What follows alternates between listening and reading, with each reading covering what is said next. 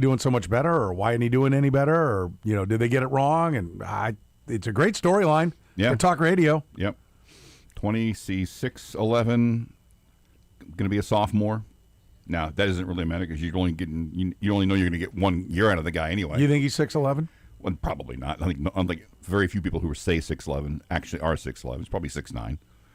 8.6 boards a game in 26 minutes. So kind of in that, really couldn't find his spot in the rotation, probably because of his own limitations or just the way that weird season was. The only issue, and I've heard this from a couple of other Missouri fans, is, and you really aren't trying to develop a guy if you're only going to have him in 1 year, or if you only know you're going to have 1 year. He might stay there 3 years, who knows?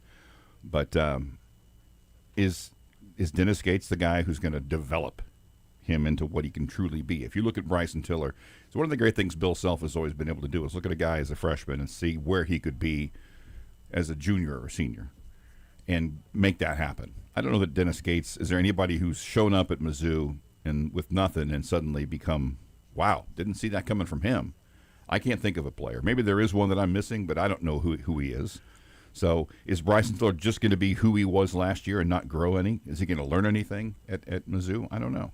I don't know. I think it's going to be interesting. I think we've got a race, though, don't we? For sure. When basically the same day KU announces that they're getting Tiller, or excuse me, Mizzou announces that they're getting Tiller, and then KU announces that they're getting Keanu Dawes from Utah, 6'9" junior, averaged 13 and 9 with 2 assists. I'd like to know what the paycheck was for each of them. Yeah. I wonder how much extra is it worth for Mizzou to get a KU guy? Is it worth any? It might be. If you look at Twitter, it feels like a lot. Yeah, depends on, whoever. Well, it feels like they paid a lot. Now, he was a number 20 recruit in the country. Yeah. So, I'm sure. And was listed as the number 34 transfer in player in the portal by 24/7. And I want to be clear, I'm sure that the Carolina folks, when they lost Cadeau to Michigan, are like, whatever. Good luck with that. And then he's the tournament most outstanding player en route to a national championship. Yep. So it is possible that it was good player, bad fit. Yeah. And Missouri will be good player, good fit, and we'll see this kid blossom. It's also possible he'll be just kind of what he was, plus a little bit of experience, plus maybe some minutes, and the numbers will be, proportionally roughly the same, but better. Either way. But on a team with Jason Crow, who's going to be the lead dog, and Tony Bryant, who has a lot of other abilities. They'll be kind of in the same position area with all three of those on the floor. You've added the kid from Providence, who athletic finisher. And you start to see some makeup of a pretty decent starting five. What's the bench going to be? Who knows? How will they, come together? Who knows? But I don't think they didn't go out and get Bryson Tiller to be what Kansas thought Hunter Dickinson was going to be. This is the anchor of our offense or whatever. I think he's a guy who fits in the mix. And this is just indicative of the times, not of a mistake. They're paying a lot more.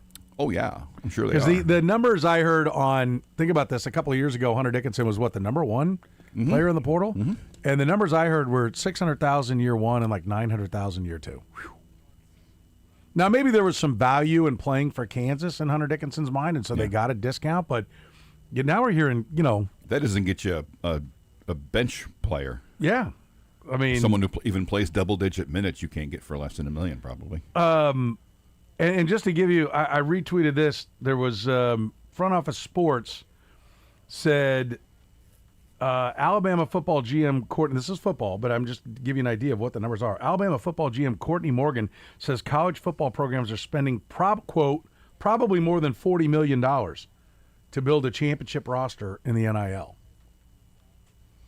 And there's a retweet that says have heard a few $60 million estimates for 26, and multiple GMs telling me the first $100 million roster is imminent with the current system. Wow. Imminent. Yeah. That doesn't mean that's true, and I guarantee all the schools will be like, those numbers are bloated, they're inflated, and I buy that. But and I think when the schools say it, I think they're probably accurate. But what I think the rule of thumb you can have is whatever numbers being thrown around for the basketball and football individual amount of money and team amount of money is probably bloated this year, but will be accurate for next year. Yeah. You know, that is like wherever we are, like, yeah, that's more. It's too much. He didn't get that much. But then next year somebody does get that much. Right. Because like I said, it was like 1.5 million was the number we were talking about on Hunter Dickinson. Mm-hmm. I think that was the reported number, and I checked around and people were like, no, it's more like half that, you know? And it's like, oh, okay. And then it's like, yeah, he got more the next year to stay, but still wasn't the 1.5. But now we're talking about guys in the 3, 4 million. There are reports of 5 million for Flory Badunga. I'm sure Badunga got more to go to Louisville than Hunter Dickinson got to play at Kansas. Yes. So there is like we don't know what the numbers are, but I think we're all confident that they are skyrocketing. Yes, as those types of things always do. The amount of money that's paid for assets in sports does not go down. But no, it doesn't. It doesn't. And you're talking about pro sports, right? Because this is a brand new era for college sports. Like we're only 3-4 years into them actually getting paid. 5 years, 6 years, whatever it is. I don't think we have enough of a track record to say that. But it is pro sports. We're like, well, what's the difference? It's pro sports. Here's the difference. The pro sports have always been run with a bottom line.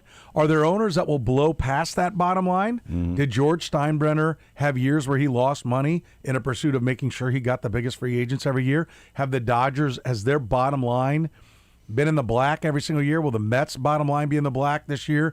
I don't know. Do they cut into their profits? Certainly. But the traditional professional teams have never relied on, with the exception of maybe the Green Bay Packers, relied on donations to get the bottom line. And college athletics has always relied on donations. So there's just a handful of programs around the country that their athletic departments are actually by a MLB, NFL, NHL, NBA bottom line were actually in the black. They were in the black because they got $30 million in donations. Yeah. And so, to be like, well, it always goes up in the pros, so it always goes. Well, the faster you go up beyond what the revenue streams are, and the revenue streams are not going up as fast as these rosters are. Now, I mean, listen, this could be as simple as like it was a big story when Kansas was, it was reported, not alleged, it was reported that Kansas was the academic side was giving money to the athletic side because of shortfalls this year. And that had a lot of people outraged. That now may be like, can you remember when that was like a thing? Maybe universities are like, listen, the athletic department allows us to get 2,000 extra students at $90,000 a year. You do that math. 2,000 times 90,000. What is that? 18 million? Yeah, I need to count the zeros. I used to do all that fast, but not anymore. I'm going to use the 1.8 calculator. Million. It is 18 million. 18 million. So if it means 18 million to the university's bottom line when you're consistently winning basketball or football games, well, 9 or 10 million of that going into the athletic budget. Mm-hmm. I mean, I will say this, like the dirty little secret of college athletics is the amount they're charging for college.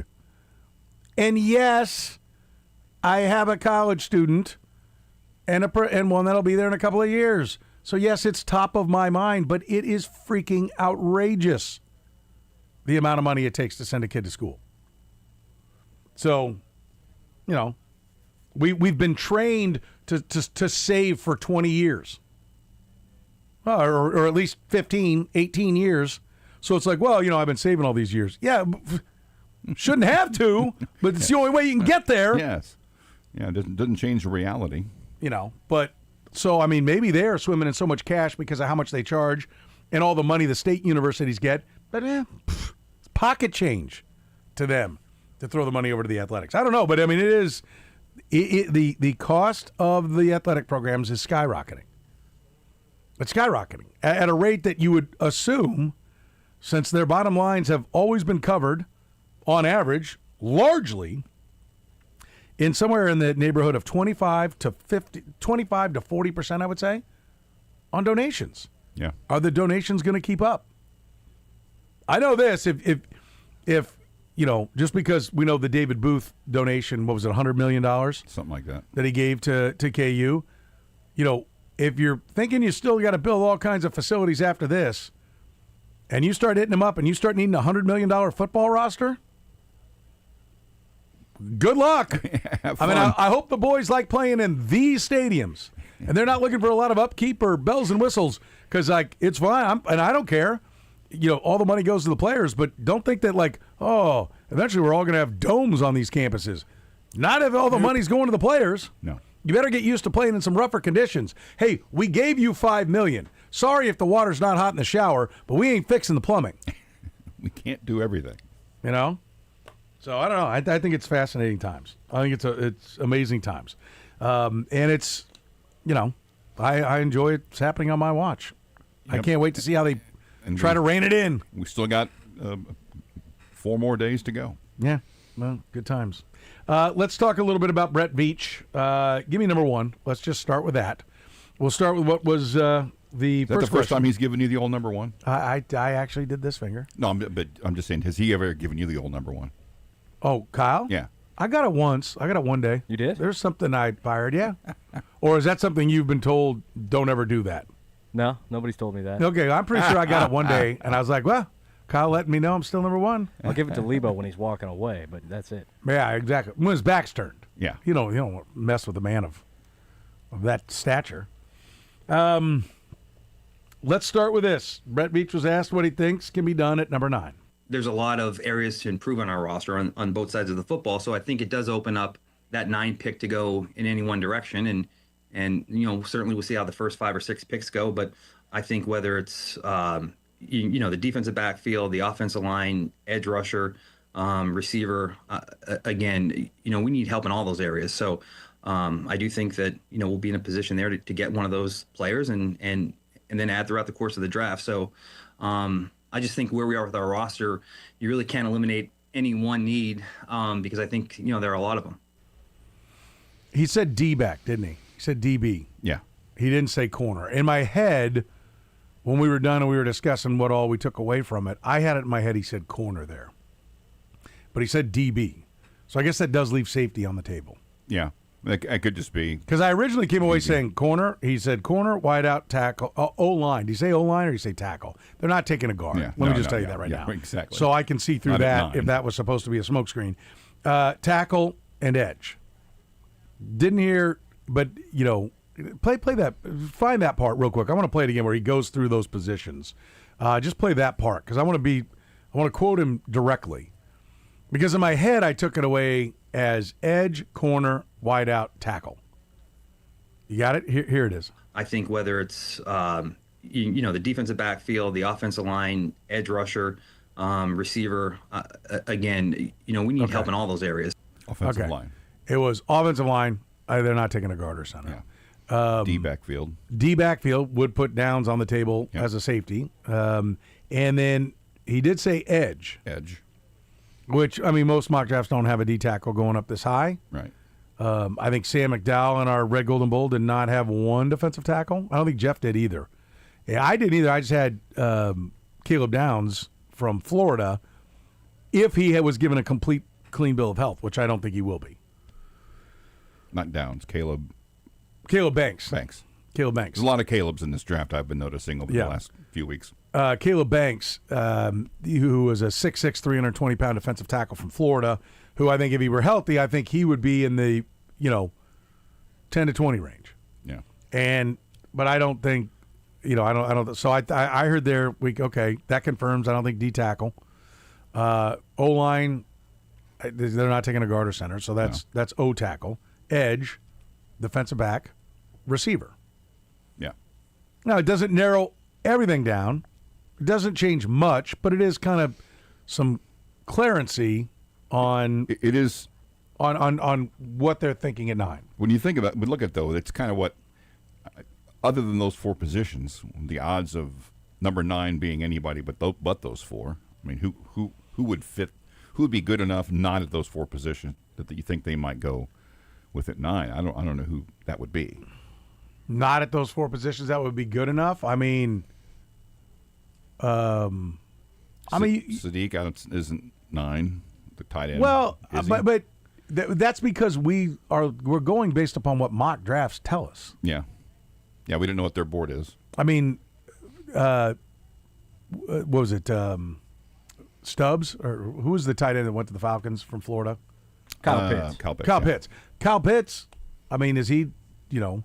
Was he more productive at Florida? Yes, but we've seen tight ends go as high as 4 or 5. True. So the question is, what do you think Sadiq is? I mean, could he go up that high? There are people that have put him at 9 next to the Chiefs. It's been a little true. while. I have seen a couple. It's been a little while. But again, what do they know? I mean, like, have they seen the Chiefs board? If they knew a lot, there'd be more people would be, if that was a factual thing where people heard that, they wouldn't be the only ones that had him at 9. I think the question about taking Sadiq is how much of the production of Travis Kelce is his own field vision brilliance, I think a lot of it is. and how much is Andy Reid's scheme, I think a lot of it is particularly. and how much of it's Patrick Mahomes. I think it's. Because if it's 10% Kelce, then taking Sadiq Yeah. would be hugely productive because he's a far superior athlete to Travis Kelce. Well, I think a lot of it with Kelce, though, that it's hard to replicate is, and there's been this aura of, well, he and Patrick Mahomes have a mind meld, like there's some connection. There really isn't a connection so much, to me at least. Well, they're both, so much as that they both were quarterbacks. They both see the field like quarterbacks. They're so both. When Kelce lines up, he sees the same thing Mahomes does because they both played the same. Yeah, I they think look at it that way. I think they view the field the same way. I think they're both. They both make the same after snap. They're reads. both football savants. Yeah. And understanding, looking and seeing all the players and knowing where they're all going, Yes. not just one guy. Yeah. Kelce has a great feel for that linebacker's not going to be there because this linebacker's walking up over there, and therefore he's going to have to cover over there in the zone, and that's going to leave a hole. It's going to require the safety to come up and fill that, or they're probably going to drop a defensive end. This looks like it's a zone read to me, and so I'm going to leak this out to the left. And Patrick Mahomes is seeing the same thing. And then I think both of them are I'll give Jazzu J, who was the one that kind of coined it this way. They're both spatial awareness savants. Yeah. And Kelce recognizes where how you got to fast go. That guy can get there, yeah. and how quick I can get there, and where is the best spot going to be? Yeah, and they both make reads not only before the snap but after the snap. As soon as the play begins to unfold, I think Kelce sees just like a quarterback would. Oh, he's going there, and they both seem to adjust the same way because they see the field the same way. And to the fact that Kenyon Sadiq, has never had a 1,000-yard season in college. Look up his numbers. What is his best season? Would tell you that either they have they're offensively challenged, their quarterbacks haven't been very good, or he doesn't see the field. Because athletically, he is like playing a steroided up Eric Dickerson at tight end. Best year last year, 560 yards, 8 touchdowns. On how many catches? 51. So about 11 yards a catch. Yeah, and the previous year, 24 for 308, 12.8 per, and 2 touchdowns. Yeah. So he doesn't have 1,000 yards receiving in his career. He doesn't have 600 yards receiving. Yeah, and I mean, in a season, I see what you're saying, in his whole career. He's played 3 years there, and he has less than 900 yards receiving. So, that's. I would say that he is not the football savant that Travis Kelce is. No, and it's like they haven't had good quarterbacks. I mean, the quarterback he was throwing to him was a guy who was figured to be a high first-round pick and more. Or maybe the reason he's back is because I don't think he was going to be a high first-round pick, or I think he'd be in the draft. Because no matter what they're paying him, it's not more than what he would get being the second pick in the draft. Yeah. Not yet. Maybe it will be one day, and it's definitely not worth getting to your free agent years. If you really think you're badass, if you're worthy of being the second pick in the draft, then getting to your free agent years as fast as possible and having as many years on your second plus contract is definitely worth coming out. But at the very least, he's not Bo Prabula throwing the ball to him. He came out because either he 100% feels he's not ready, and I can't imagine that's the case. I think more likely the case is what we were all thinking was where he was. Yeah. they got some feedback. His agent got some feedback going like, you ain't going that high. The draft grade said nope. So Mendoza's going to go 1, and they're not as high on you, so come on back and give it another go next year. Yeah. But to your point, he is a very good. It is not that they had some. They didn't Kelly have Bryant wasn't throwing him the It ball. wasn't a wide out convert. Yeah. That was trying to flip him the ball. They have a legit NFL prospect quarterback, and so I mean I think so to where they go, like I think we can eliminate Sadiq. He was probably already eliminated, but I think that just kind of confirms where they're at. But that also, I think, speaks to some of the other things you said about where they might trade down to. So let's talk about that when we come back. 913-3-810-810, talking Chiefs football, Royal Sporting, KU, K-State, Missouri, always a topic in the program. Somebody wanted to talk Bryson Tiller, could not wait. Very busy. I understand that. Got stuff going on, man. People are busy, man. Yeah. Do what you got to do. 913-3-810-810, you're in the program. The program with Soren Petro. I don't know what the hell's going on. Weekdays from 2 to 6 on Sports Radio 810 WHB. Everybody wants to stretch that grocery budget. I know we do in our house. My wife is the best at checking henhouse.com and seeing what all the specials are. We get an email each week telling us all the specials, so we always shop accordingly. I say we. My wife shops accordingly. Listen, you can fire up the flavor with Conecuh smoked sausage. That's just $5.99 a pound on selected varieties. Perfect for grilling quick dinners, adding bold taste to your favorite recipes. Get it right now. How about, some boneless, skinless chicken breasts? They win taste tests all the time with those chicken breasts. They're raised in Ozark Mountain Country. That's right down the road. That means fresh, great tasting chicken. Right now, those skinless chicken breasts, they're only $2.99 a pound. We like to make a bunch up on the weekend. We have some, maybe on Sunday night, but then we've got them chopped up, cut into strips, whether we want to do fajitas or salad or wraps. It's all right there. We get our chicken at our neighborhood hen house. You're saving $1.30 per pound right now on those wonderful chicken breasts. How about seafood? Seabest Easy Peel Raw Shrimp. That's just $6.99 a pound. You're saving $2.70 per pound on that. And don't miss the Seabass Tilapia fillets. Just $4.99 a pound for a 16-ounce package. It is a great way to eat healthy with some wonderful seafood. The most underrated part of that meat counter, it's the seafood. Sure, the star is that wonderful chicken. It's that USDA Choice Certified Hereford beef. But don't forget about the seafood. They've got an incredible selection there at your neighborhood hen house. All these deals are exclusive to Hen House. You can save even more with your Hen House Rewards card, so make sure you've got that. Fill your cart with savings only at Hen House. Now 100% teammate owned. Whether your child's into high-energy sports and adventure camps, hitting the ice for hockey, or leveling up in their gaming camp, Advent Health Sports Park in Blue Hawk has something for everyone, offering half-day and full-day options with instructional coaching and supervision to ensure they're learning and having fun. Plus, all full-day campers get lunch included. Their state-of-the-art facility in Overland Park is safe, air-conditioned, and ready for action. Don't wait. Space is limited. Go to BLUHawksports.com.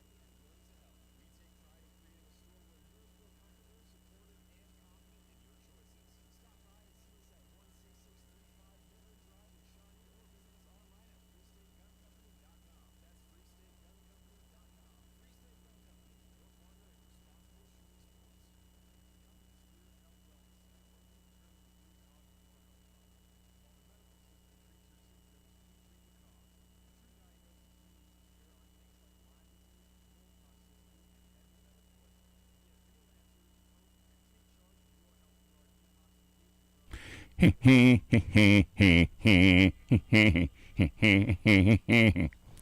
don't have Seth MacFarlane's phone number, but You got it. We need to institute this and The one? this. Like when the headphones are not on and you give me time cues, not working. I was like, never mind. It is the program here on Sports Radio 810 WHB. I want to play one more and we'll go to the phones. I know Ryan waiting patiently here in the program. Want to play, give me, where was it? Give me number 13. We heard all the scuttlebutt about Ruben Bain. The story breaks that he is, and it did break, by the way. For those who tried to say it didn't break, no one had reported to the public that Ruben Bain had been in a car accident. Not publicly, not nationally, that he had been in a car accident that resulted ultimately in a fatality. So the draftniks are like, this isn't news. No, it was definitely news. Okay?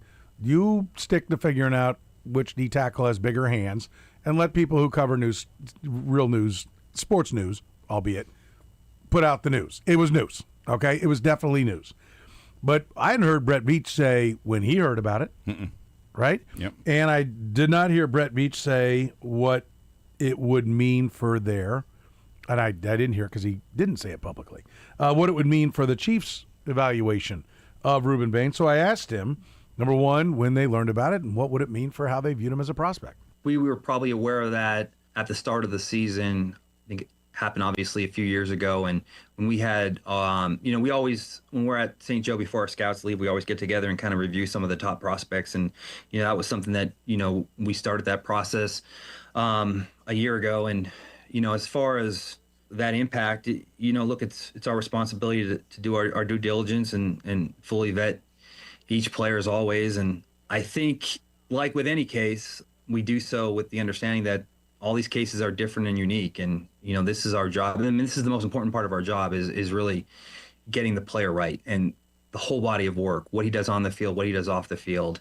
So I think we just approach it with every case is unique and different. But again, that's something that above all, is the most important part of what we do, how these guys are going to come in here and they have to be successful on the field, but also off the field. So it's part of the process. Needless to say, we spent a lot of time with him, at the combine, brought him here, had a lot of meetings with a lot of different people. And, that process is consistent with not just him, but with all of our players that, we bring in here and that we have on our draft board. There's no statement whatsoever about what it did to his prospect status for the Chiefs, which I frankly expected. Yeah. But he did stress that it is part of the process, and we did learn that they knew about it at the beginning of the year, which he then went on to talk about St. Joe. So around training camp time is when the Kansas City Chiefs seemed to have become aware of it, which was probably when they were, his staff was meeting while, the coaches are looking at film of the guys that are currently on the field. They were probably having their preliminary, all right, let's, and they're not even preliminary. They've already been working on this year. Yeah. As soon as last year's draft was over. Right. Right? They've been working on it, but they were circling the wagons and probably talking about games they're going to go to in person, who we need to talk to. Yep. Who are the top prospects? Get a plan. Who do we need to get input from? And whoever had the scout on Ruben Bain had probably found out and starting to do some background that, hey, by the way, there was this accident. Let's talk about this. This is something we're going to have to look at. And it sounds to me like, I don't know what the verdict is on whether it doesn't help, but whether they're satisfied, let's call it that, satisfied in what they've learned in their own research and then in talking to him. They said they talked to him a lot at the Combine and they brought him here. Mm-hmm. So they spent a lot of time vetting him, which I don't think they do unless he's a real possibility. Now, let me be clear. Real possibility, everyone thinks, well, that means that he's definitely one of the guys for number 9. Maybe. Or they think the short arms means he might be there at 20. Because Trent McDuffie had short arms. And Trent McDuffie was one of 3 corners that they valued as first-round picks, and it was a need. And when Trent McDuffie got down to 20 or 21, they said, okay, now we're going to go get him. And that may be what this is they're like, okay, now he's got we know about this accident. How much is that going to be a question? And then how much is, it going to be how much is the short arms going to drive him down? So And if he's there at a certain spot, is he worth going up to get from Right. 29? So we're at 29 because he mentioned, it's in, what's different because he was asked about, well, I'll get to it in a minute, but he talked about trading down. We'll get to, the difference between this year and 2022 where they also had 2 first-round picks. And he talked about some of the variances there. But I do think, one of the things that we discussed, and I forget which number, Curtis, you might know, we talked about yesterday when we did our mock draft exercise where we put the PFF simulator on and then we took 8 minutes to evaluate. We ended up trading down from 9 to 11, picked up pick number 75 in the 3rd round from the Dolphins to go from 9 to 11. Then we ultimately ended up landing on Jordan Tyson, the wide receiver, and then we let the simulator go and all the picks before, and we ended up going Zion Young when we got down to 29. And we talked about, I said, every time I do this, here's what kind of happens. But I always set it on, put an emphasis on position, importance, and then take out randomness, because you don't want the random. I'm like, I don't want randomness because I want it to act like it knows what it's doing, not just give me some wild card dunce pick. Yeah. But I think the reason why our buddy Eric Eager put the randomness slide on it, because our buddy Eric Eager used to come on, who's now the VP of Analytics for the Carolina Panthers, built the PFF. They may have tweaked it a little bit since he's left, but he built that. He was the first guy to build a draft simulator. And so the reason he put that on there is for what we heard from Brett Veach. And do you remember where he talked about, like, we get locked into our board and we think, he goes, we watch all this tape and I start to think that everybody looks at it the way we look at it. And that's not it. Like when I get in there and I start mocking what they're going to do, I'm always surprised that they don't end up doing necessarily that. Let's try that. Let's try give me number 6. I think it might be 6. This is Brett Veach. He was asked, what have you learned in all the years of doing this? Patience was one of the things he's learned as being the GM. When you do the amount of work and you live in a film room, I think you get into this mindset where you think everybody sees the board just like you because you're in there. And again, I'm not saying that our boards are always right, but you think that everyone thinks like you.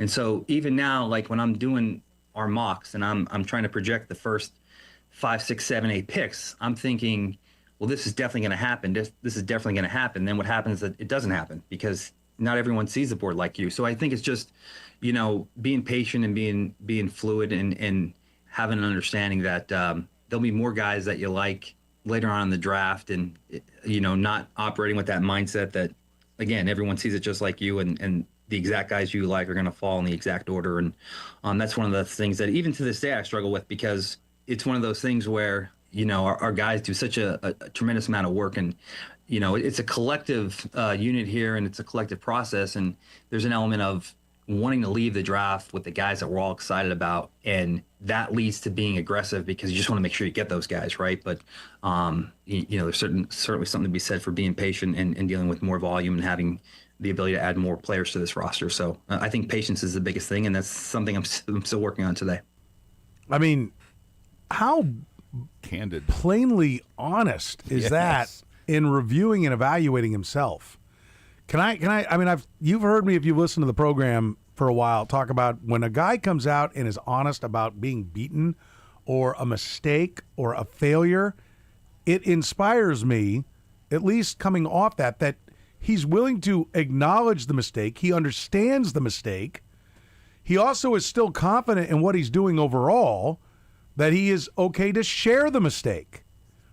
I mean, the reason Gunther Cunningham never got another shot as a head coach, with a 16-16 record of the Kansas City Chiefs on a roster that was clearly downsloping, right? Because when Dick Vermeil came in, they went 6-10. They were worse the first year of Dick Vermeil than they were the last year of Gunther Cunningham, because he went 7-9, right? But part of it was when they would make mistakes, Gunther would not admit it. In fact, he'd get into these. And I loved Gunther Cunningham. He was a great guy. I could tell you some of my favorite football conversations off the record was standing around the complex talking to Gunther Cunningham. And he was a very bright football mind. Let me be clear, sure. Right? You don't get to the level he was. Did he have, faults or things that maybe he was a little stubborn on that Mike Shanahan took advantage of? Yeah. Yes. we're gonna do this, and But was he also, when given good talent, could he be a badass defensive coordinator? Yeah, he sure could. He sure could. But he never got another shot. I think he never got another shot because I'm assuming that in interviews, if you ever had another head coaching interview, it sounded like what we had for interviews when we interviewed him as the head coach. And I don't even remember what it was, but I remember him getting kind of feisty and sideways with Joe Posnanski when we used to do all the Q&A right in the big auditorium. And I was like, yeah, I mean, you botched the clock. Just be like, yeah, we made him. We missed that. We got to be better at that.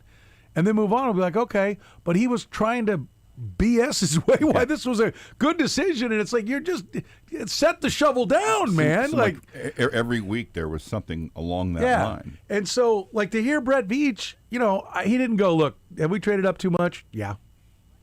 But do you want the translation for what I heard there? Have I traded up too much? A couple times, right? The other thing I heard there was he said, we do so much work, and he said that a number of different times, year over year over year. He will say that. But he said, our guys do so much work. And I think that's an element of he's getting far enough away from when he was one of our guys. And he's settling in.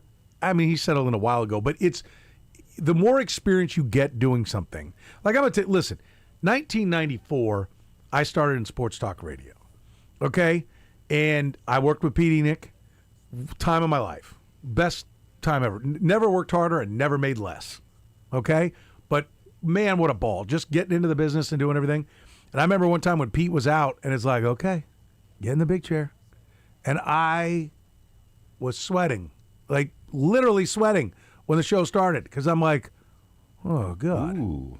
All right. And I had stacks of crap that I could read and put out there and do all this, but I'm like, oh, now it's on you, fat ass. Let's go.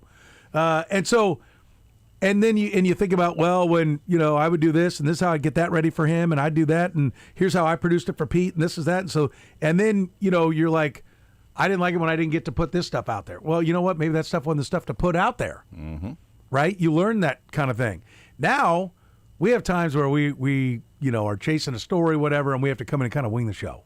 I'm not sweating, right? With the experience, you sit down and you go, okay, first of all, you stay well-read on what's going on. You have a breadth of knowledge. Yeah, we had a fire drill show opening hour like Tuesday. Yeah, we did. Like it just went. Okay. Literally, as he was hitting the mic, it was like apparent. Flip this. Yeah. That the whole plan's not working. Throw out the rundown. Now we had the stuff that we thought we were going to leave off to the side. Push that on the plate because that's what we're eating today. Yeah. Like that happened on Tuesday, right? Yeah. That was all part of the stadium thing and everything that was going on there. It's like, okay, this is where we got to go. There was no panic because we've done this, right? Well, I think Brett Veach is there. But what I heard was a little bit of a guy who probably is like, I've been in that chair. That guy busted his ass. He put in 200 hours on this player. He was the guy that went and acted like he was a college student and watched the kid in a bar to make sure he's not an a-hole in the bar. And then he talked to this coach and that coach, and he had this film, and he did this, and he did this, and he flew there 16 times, and he did this. And, man, he's pretty convinced. I don't want him to sit here because I've sat there and put in all that work, been like, this is the guy to watch my GM go, we're taking that guy. Or, hey, I love that guy, and to have him go 2 picks before we got there, and I was sure he was going to be a star, and he ended up being a star, and we didn't get it done. And I'm like, why did I put in all this work if you're not going to go get the guy? And now he's like, okay, yeah, you remember all the ones that got away. You don't remember all the reports you turned in. So this guy's pretty good. He's pretty good. He's pretty good. And he went on to be nothing. Ass. Like you don't remember those. But when it's your record, now you remember those mistakes. You remember those failures, and you're like, okay, I want to help my guys, and I want to promote them. And I think he sells his guys hard. Yeah. Right? He's made a point of putting them in front of the microphone over the last couple of years. And he's gotten a lot of guys jobs. We know Ryan Poles and Titan. Borgonzi, the second in command for the Panthers. Tillis. Brant Tillis, yeah. He's done that. Like you can tell, hey, I remember trying to get up there, and he's helped those guys out. But also at the end of the day, I think there's a little realization of like, we got to all be on board on this, or I got to be convinced of it, and I want to give them all that work. But so we've gone up because I want to reward that work that my guys have done, and let's go up and get this guy. And he's looking back like, if we had sat still, this guy, and this guy were on the board, and we had pretty good ratings, we would have taken one of those guys. And we'd have been better off, and I'd have had another pick.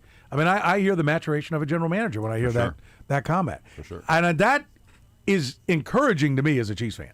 Yes. Right? That's a guy saying, yeah, I've learned along the way. It's a guy who's growing in his job and his anything that comes along. He is probably better equipped to handle this year's draft than he was last year, and next year he'll be more equipped to handle next year's draft than he was this year. And by the way, he's not young anymore. No. He's not old, but he's age appropriate now for a general manager. Right. Right? And he's age appropriate for a general manager, and he has years. When I hear people bitch, well, Brett reached this and that, I'm like, why would this? He's at the age when guys would usually just get their first crack at it, and he's already had 8 years sitting in that chair. Yeah, he's 48 now. That's the best case scenario. You get the guy who's now age appropriate, and he has 8 years in the big chair. Yeah. Like, presumably, his next 8 years will be better than the previous 8 years, and the previous 8 years are not bad. There's success. Lots of success. There is some success. So, I think that's an important part to keep in mind. But, Sure. I did hear a guy that is like, I can hold my water now. Like, one of the things I learned is, like, be patient. We don't have to go get it. I know we want to go get these guys, but we don't have to. And I think the other thing that's significant, and I don't know if we'll get to this today, we might get to it tomorrow or something, but he said in there they have 215 players on the board. 2 to 215, he said. John Dorsey's goal every year, and he would brag about it, was to get his player number down to 100. Now, there are almost 300 picks in an NFL draft. You're like, whoa, what's he doing? Most of us would be like if you look at the football, like, there's a really good publication. I'll give some love to it. The Beast. Yeah. Right? It's Dane Brugler, Dean Brugler. Dane Brugler. Dane Brugler is the guy's name. It comes with The Athletic. If you have an Athletic subscription, you can get it. It's over 500 pages. There are hundreds and hundreds of players at every position. Yeah. And I love it because of that. And it's a different dynamic that he's doing and trying to put together a draft guide than being a GM. But part of it is like, I want to make sure I have everybody that's going to get picked that's here. So no matter what team you root for, I've at least got him on the list of others of note. And so any name that gets picked, he's in my guide, that's one of the reasons why I love that guide. But I think there's a natural mindset if you're a GM or we as casual fans would step into that role and be like, oh, they're going to pick 265. I better have like 400 for a list. And I think one of the amazing things is John Dorsey was a very good judge of talent. And one of the amazing things is the dynamics that go into weeding out and going into something with a list that's less than the number that you're going to take. Now, if anyone's done fantasy sports by a draft standpoint, if you did a list that is exactly how many guys are going to get drafted, there will be guys left on your list because everybody spikes in different directions. But for John Dorsey to get down to where it's 40% the number of players, and then at the end, they're calling guys that on their list that didn't get drafted.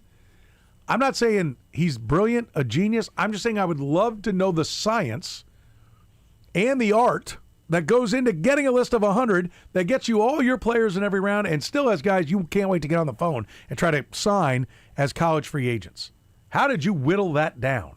Yeah, The obvious one is scheme specific. Yeah, like we talk about and was that the right move? Right. How many players did they miss on because they weren't on that list? The obvious is like a 6'1.5" defensive end with short arms.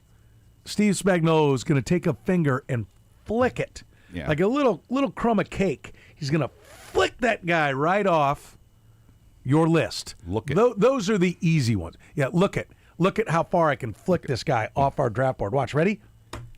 It went far. Yeah, far. Look at wicked far. Wicked far. Yeah. So that part's pretty easy. Yeah. To figure out the scheme specificity that are there for players, but the nuance of it is the fascinating part. Yep. 913-3-810-810. You're in the program.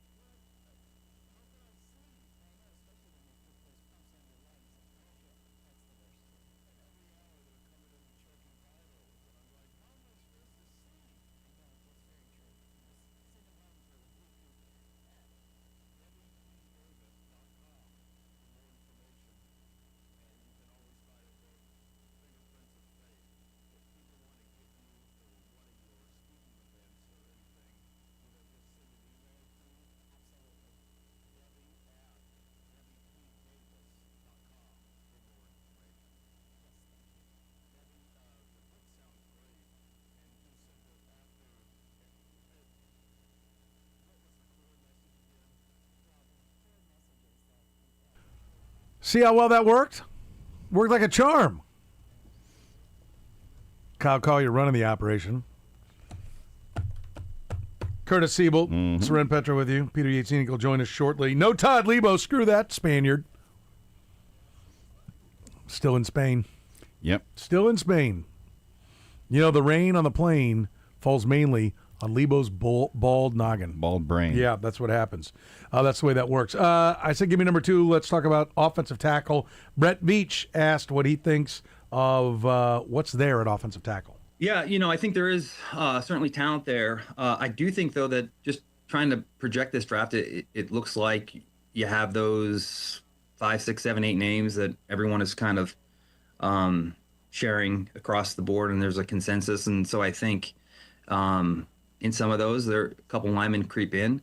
But I do think that if they don't creep into that first 8, 9, 10 slots, I think you're going to get a massive run of offensive linemen from 10 to 20, 25. So I think there are numbers there, but I think that once you get to pick, say, 35, those numbers quickly diminish. And then there's a big fall off where in some rounds you had depth throughout the course of the draft. For example, I think the end, I think it's solid through 2, 2.5, maybe even 3, where offensive line, there's some talent there, but I do think it dries up quickly. And by 35, it could be slim pickings. So, I mean, he's usually pretty honest. I'm not hearing O tackle at 40.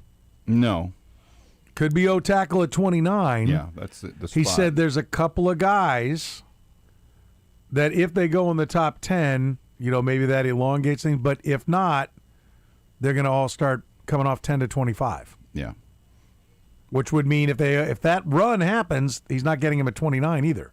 Probably not. So that's another thing you might move up for. Well, do you move up from 29, or is that like, hey, tackle corner, tackle wide out, tackle fourth edge? He said there's edges, all deep, maybe through the 3rd round.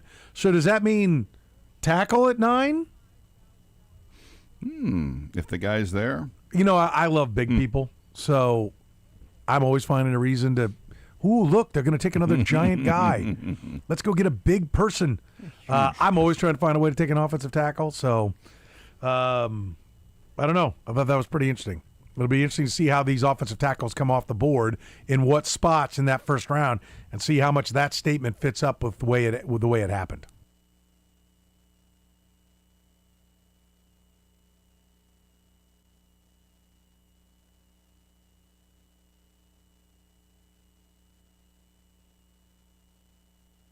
All right, what player holds the rookie record for passes intercepted? Brought to you by Twin Peaks.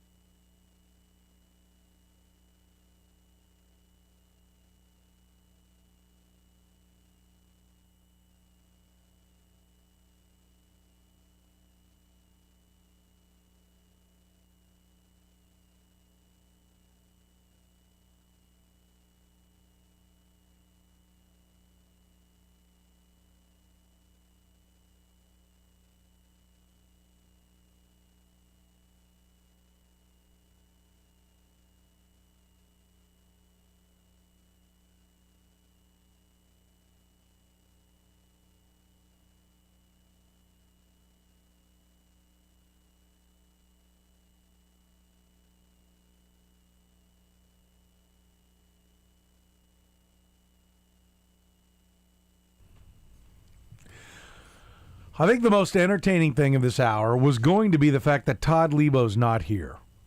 All right? But it just changed. It's the fact that with the new microphone setup that we have and Peter Yates Enoch's low-riding style in the chair for this segment, it's going to be a battle between Pete and that mic the whole hour. I want Shane's chair. Well, it's about as low as yours was, whether I want it to be or not. You know, Shane, you used to be taller. You did. What did K-State do to you, son? Shrunk me.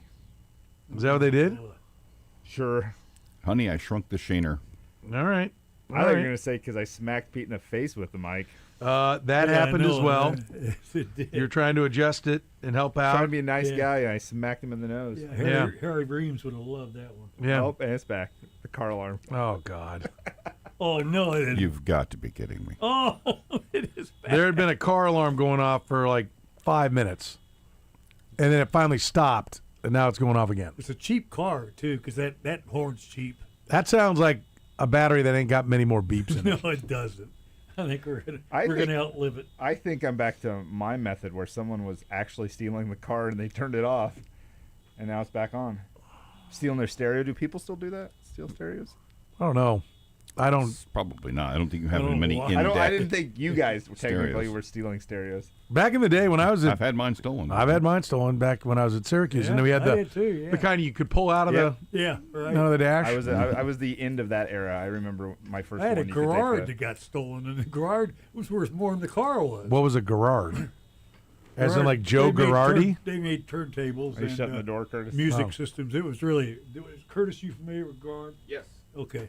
It was a good system. They had a music system out in the '60s that cost about $1,200. So I mean, it was expensive. Good. Yes, I That remember wasn't my mine. That wasn't mine. But I mean, they had music systems that were really expensive. my brothers were always talking about Gerard and Yeah. Bong and Olufsen. Yeah. Those are the best two biggies. Best turntable you could buy. Okay. I'm down for that. Pete, how are you? Good. How about yourself? Good. Boys doing all right. no Good to hear. complaint. I got something new for you today for the show. So Okay. we'll just wait till it's my turn. Okay. All right. Shane, how are you? You're in for Todd Lebo. We appreciate it. I am. I'm good. Yeah. You good? Sure. Yeah. Why not? Okay. All right. Good to know. You ready to go then? Yeah. Play a little There Can Be Only One? Are you happy, sir? Remember you and I bitching in 1994 about let's get this place downtown. Let's get a ball in. My God, Yeah. it's going to come to fruition. I am happy. I do, and I am too. I think it's great. I think it's fantastic. I'm looking forward to getting the rubber stamp today, and then on to get the state funding secured, finalized, figured out, and then I think let's it's get really some shovels in gonna the be ground. good. Yeah. Start seeing something come up. Yep. Probably got to It's tear some really things down first, but nonetheless, yes, I'm very much looking forward to it. Progress, it might get in the way a little bit, but it'll be all right. Okay. I think our folks here in town really, they might bitch a little bit about it, but they're going to love it. I hope so. They're going to love this place. I do have one question, and I want to know if you know the answer, Soren, or you can Okay. give me the answer. And this is because my children really want to know. We were talking about they at first weren't excited about the stadium because they don't like change. But So shocking. Shane's kids are 7 going on 70. yes, exactly. Just like their exactly, father. Exactly. 7. I was more like 14. But anyways, we were down in the area last weekend actually, and the link. Do we know what's going to happen to that thing that, like, obviously it can't be there, but the thing that connects Crown Center to Union Station, we go on that thing all the time. The walking. Yeah, the glass walkway. What happens with that? Do we think that? That is really your concern. Yeah, 100%. We What about the hamster trail from Crown Center to? What's the hamster trail? That's what they call those. Those glass things That's that what I'm connect talking buildings. I know. And that's literally like, hey, we're talking about funding a $2+ billion project Guess what? with over $1 billion in taxpayer money, and we're going to wedge it into a spot that's never had a ballpark and has not that many parking lots built. But what we need to know is how about the hamster trail? Yeah, between- exactly. That's what I want to know. That you laugh, but there's probably someone else out there listening that goes, you know what, I want to know I'm not even too. sure that Crown Center is still going to be standing. Shane is certainly a single issue voter in this situation. Well, you know what? It's not my vote, not my tax money, so it doesn't matter to me. Yeah, no, that's it. I want to know about the there's an walkway. American thought. I got to help pay for the Chiefs one. I'm not. That's terrible. No, they're both just users' taxes. Yeah, I believe You're not that. going to feel it at all unless you buy a ticket. By the way, that's hashtag sarcasm there. I know- People I aren't know. picking up on it. I know you do, but you can see say the so expression on my many things face. right now, but I'm just gonna stay quiet. All right, let's start with There Can Be Only One, and we'll begin with this, gentlemen. When does Jack Caglione hit his first home run? I will go Saturday in New York City. The Yankees, by the way, have, I can tell you that their starting pitchers, they will start Cam, very important to Very enunciate much. correctly, Big L in this name. Schlittler, right-hander on Two Friday. Ls. Will Warren, right-hander on Saturday. And Ryan Weathers, left-hander on Sunday. I'm going with Saturday, April 18th. Kurtis. I am going to say it happens Tuesday night, April 21st. Tuesday night. Against the Orioles, with me in present. Oh, Just my mere presence will be enough to push that ball over the new fence. It Okay. won't matter because it's going to go deep into the bullpen. so what is Tuesday's date then? 21st, April 21st. 4/21/26. Okay. Lebo, by the way, I sent him the questions. He's down with this Sunday at the Yankees. So apparently in a pinch hitting role. Lebo in Spain, shockingly, did not spend lots of time looking ahead to the pitching matchups. Pete, what do you got? I have no date for you. I do have 2 days after he returns from Omaha. Okay, I'll put that. Yeah. 2 days post Omaha Right. return. Okay, I'll take that. That's specific enough. Kyle? Give me Friday the 24th against the Los Angeles Angels of Anaheim. Okay, 4/24. He goes, Shaner. By the way, you have your own column here. I know. You're a main fill-in guy, yeah. When was the last homer anybody hit? Do you know that off the top of your head? I honestly Sunday? don't. Was it Sunday? Probably Gary was. got yeah. it. Maybe. Gary Gaetti. I'll go. I'm not very. I can't right now with them. But I'll be optimistic. I'll say tomorrow night. Tomorrow night, so 17. 4/17/26. Okay. And that's everybody on that, right? Yeah. Yeah. Okay. All right. The Chiefs will draft more than one of what position, Kurtis? Chiefs will draft more than one defensive lineman. More specific. I think they'll D draft. tackle or edge. Good point. I think they'll draft more than one defensive tackle. Okay. DT. Lebo goes with wide receiver. Pete? I think they'll go with 2 edge rushers. Edge. Okay. Kyle? I'm with Pete. Give me edge rushers. Edge. Okay. Shane? Cornerback. Cornerback. Ooh, nice variety on that one. It is. Yeah, I like all that. needs. We're kind of all over the place. They got 9 picks. There may a couple of different positions might be right when it's all said and done. Corner is probably the best one because you need lots of corners always, and they lost a lot of corners, so that's probably the best one. Like a 5th and a 3rd at corner, but we'll see. All right, Colin Klein, head coach of the K-State Wildcats. Lebo will lead this one off. Wins a Big 12 championship when? And Lebo says he does not. He does not win one. Pete. Not in my lifetime, Ooh. which means about 10 years from now. So, no. I'll give you my lifetime. So I only have to keep checking back on that while you're alive. So that's good. I can cross that one off after you're gone, assuming I make it past you. Well, you're involved in the will, so you better do something. You just inspired me. I gotta go take a couple of laps. Get my fat ass in shape. I got something to live for. Kyle. I am also going to say never. Never. He said 3 exclamation points. Should I put with that? Just a period. It's fine. Joe. Okay. Want to be accurate. Shane. 2029 with 3 periods. Three. 2029. Oh, I see. I'll put 2029 parentheses asked or answered as a question. 2029. I think he's going to get it done. Screw all you negatives. I think he gets it done. I said 3 years. No, I think he gets it done. I think he's got to get it. But if he's going to get it done, it's kind of got to happen fast. Because if he's just pretty good, he could get poached.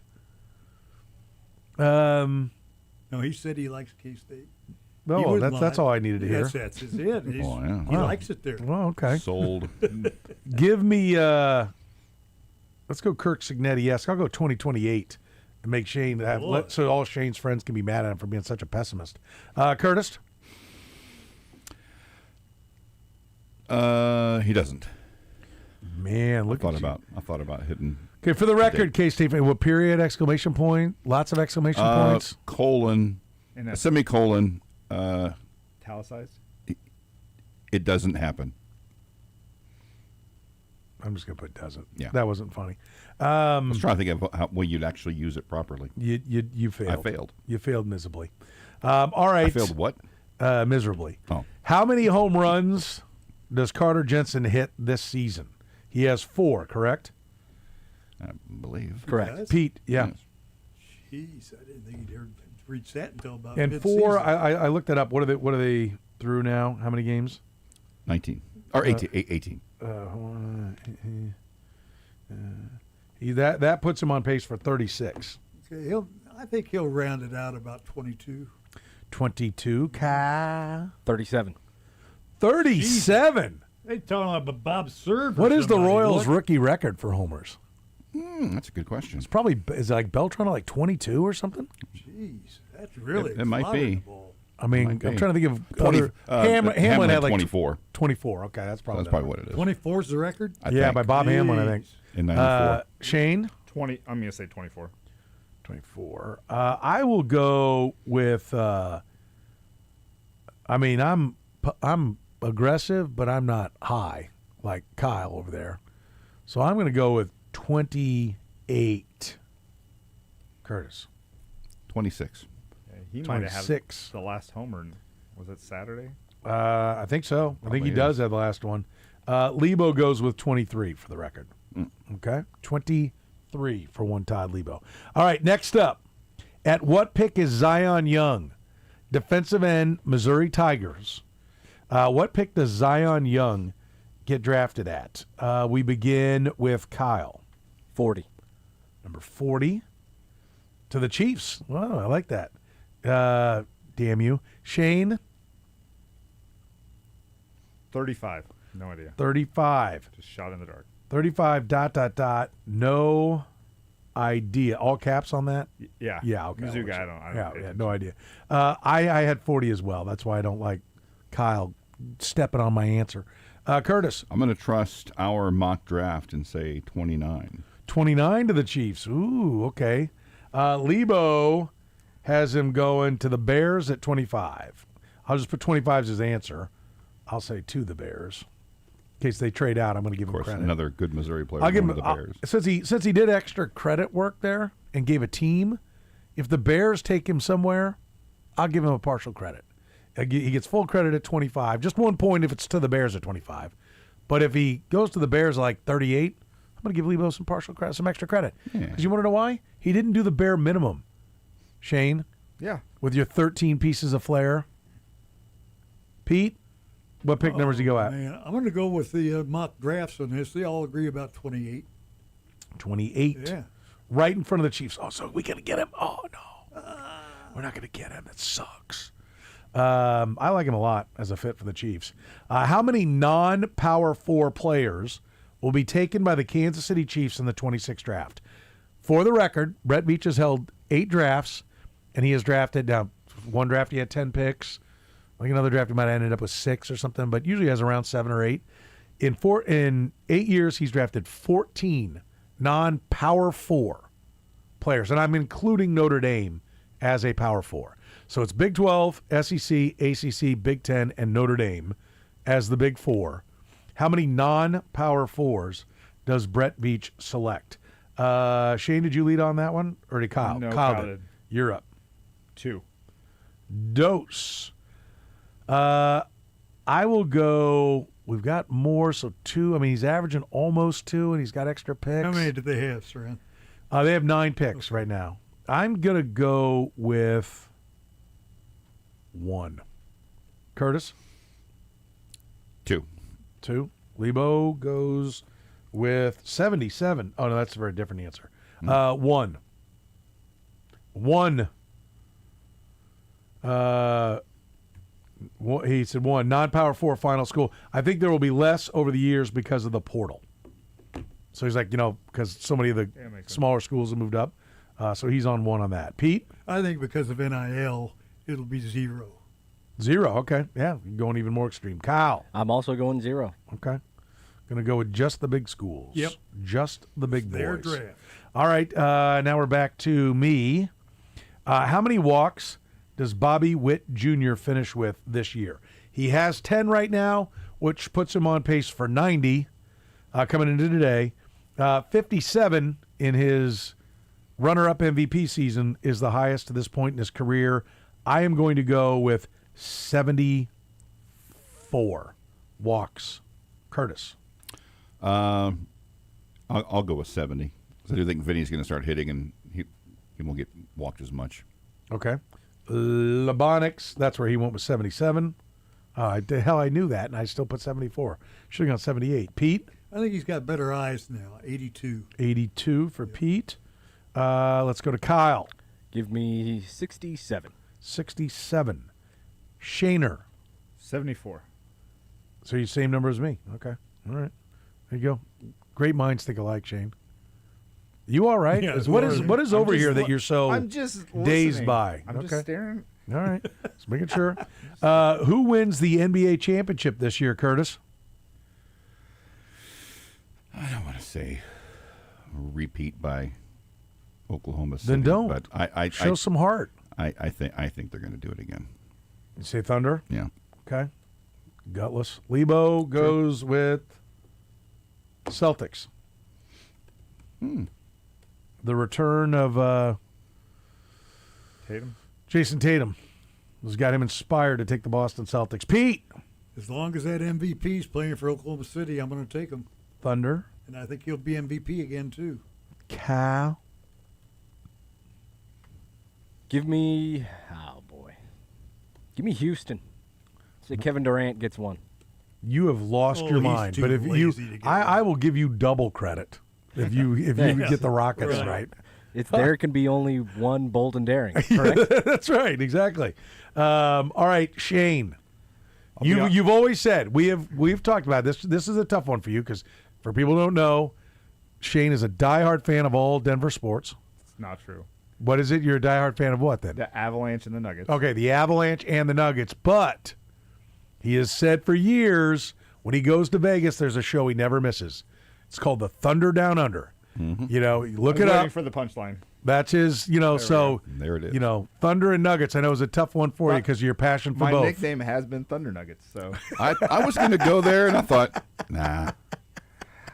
I absolutely have to go with the Nuggets. I know that's not probably going to be true, but I'll be on my island. Okay. Is it Australia? The baby fresh nuts. Your island? My that's where the Thunder Nuggets are. I'm really proud of that joke. It should be. I thought it was pretty good. I thought that was pretty good. Sure, you'll hear that again tomorrow. Yeah, hopefully. There can be only one. We've got them all right there. We'll find out how we're doing a little bit later on. We'll take a break, come back, play a little Stump the Chumps, brought to you by our friends at Big O Tires. If you provide Kyle with the final Chumps question, send it to Kyle at 810WHB.com. If we use it, then you will get a free oil change at Big O Tires. 13 locations around the metro, a free shuttle to pick you up and drop you off. Big O Tires, the team you trust. Again, free oil change if you send a final Chumps question to Kyle at 810WHB.com. The program with Soren Petro. They're not that much dumber than I am, but they're sure as a Dickens not that much smarter than I am either. Weekdays from 2 to 6 on Sports Radio 810 WHB. Buddy of mine is talking about basically rebuilding a house, and he said, hey, your guys at Applause, can they do the real smart home technology? I said, well, yeah. He said, can they do like an in-home theater? I'm thinking I want to do an in-home theater. I go, yeah. He goes, you said you got the security and surveillance. They do that too? I go, yeah. He goes, well, the internet doesn't work at our house. And then I said, yeah, they make it rocket fast. He goes, all right, so they can do all that. I'm like, do you listen to the show? He goes, I never miss it. Like, well, then how are you asking me this question? Applause Custom Sight and Sound has been in business for more than 20 years in an industry where most companies don't even last a couple of years. They are the best. They can do everything I just stated. And because he's going to be building new, the walls will be open, and that's super easy. Sure, that's a great time to call Applause Custom Sight and Sound. If you're renovating, yep, that's a great time. But even if you're home or office, that's right, I said office. Smart home technology is not just for your home anymore. Even if it's already done, that's no problem. They are absolute experts when it comes to the craftsmanship. First of all, everything is going to look absolutely fantastic when it's done. There's never any exposed wires. Everything is fitted perfectly. It looks absolutely perfect.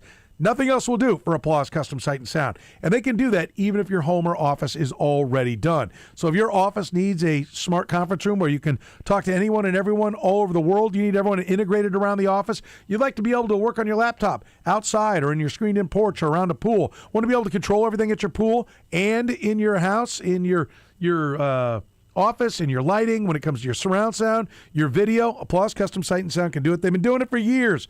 And they've been serving me for years. That's the great thing. They've been in business for years. They'll be in business for years to come. So when you get a new great idea, you need some help with anything, Applause is right there. Go to applausetheater.com or call 913-498-1183. That's 913-498-1183. Find them on the web at applausetheater.com.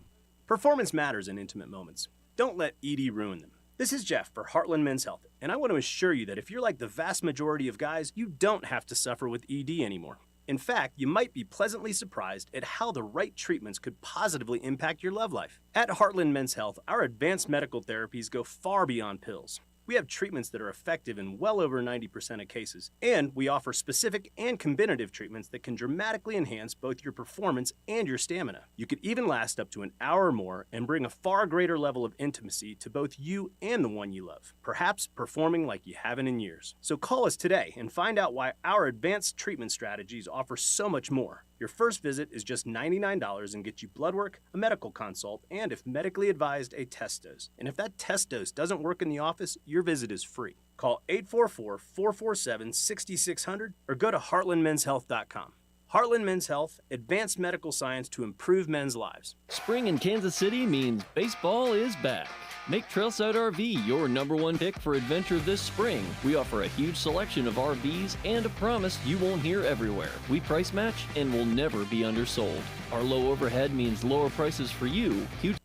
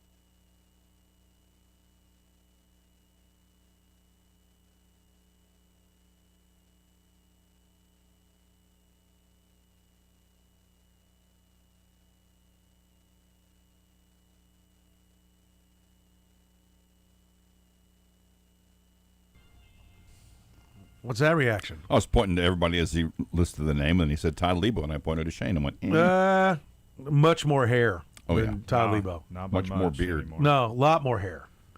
Lebo's bald. It's You just are going after Phil Collins' record. okay. You know, you got, what would you call that? Would you call it a peninsula? Michael that used to work here used to call it my skinica. nice. It's always was funny. stuck. I've always enjoyed it. Good times. Curtis is just thrilled because we ain't talking about his hair, you know? what? Until now. I just thought I'd slide it in there. It had been a few minutes. Petro, Seaboldt, Collier, Sugar Shane Summers in for Todd Lebo, who's still gallivanting around Spain. Did you know that supposedly they had a guest night, like an open mic night you'd have for comedy, but apparently it was for Matadors, and Lebo was out there, cape and the outfit and all. Yeah. Apparently he's coming back with photos. We're going to share it on social media. But he knows enough about bull. He was wearing a pink and black outfit with the Matador hat and everything. So I'm looking forward to it. Wow. Pete Enoch's here. Yes, sir. I was going to use yesterday Jackie Robinson Day. Was that Yeah. yesterday? Mm-hmm. Yep. I was going to do it, but it was too easy today to ask what Jackie's number was with the Royals. Ooh. So not 42, I guess. No. 44. No, but a famous number in Kansas City history. 5. 5? 5. Oh, wow. Okay. Number 5 in Very the good. I Royals. was trying to think back to the movie, and I don't remember what the number was. Yeah. That was a good Nice. one. 5. That was Very a good good. one. All right, we'll give you a free oil change with Big O Tires if you give Kyle a question to use. Don't forget Big O Tires. You can drive away with a set of 4 brand new tires for as low as $60 per month with nothing out of pocket during Big O Tires Super Spring Sale. They're ready to offer you the best prices on tires, oil changes, alignments, wipers, brakes, custom wheels, and more. It's the Spring Super Sale only at Big O Tires, the team you trust. Gentlemen, are you ready? Yes, sir. Yeah. Are you feeding today? I think so on this one, and Pete, I want you to think, okay? I want you to think because there are a lot of there are what do we got here? We got 21 answers on this first one, and there are probably 8 or 9 that these two can get, maybe 4 that Shane can get, and like 12 that Curtis can get. But there are 8 that neither one of them have any shot at. Okay, because unlike Curtis, who's stingy and tight, and all his draft questions are like, since the merger. You know, he never wants to act like there was no draft before the merger.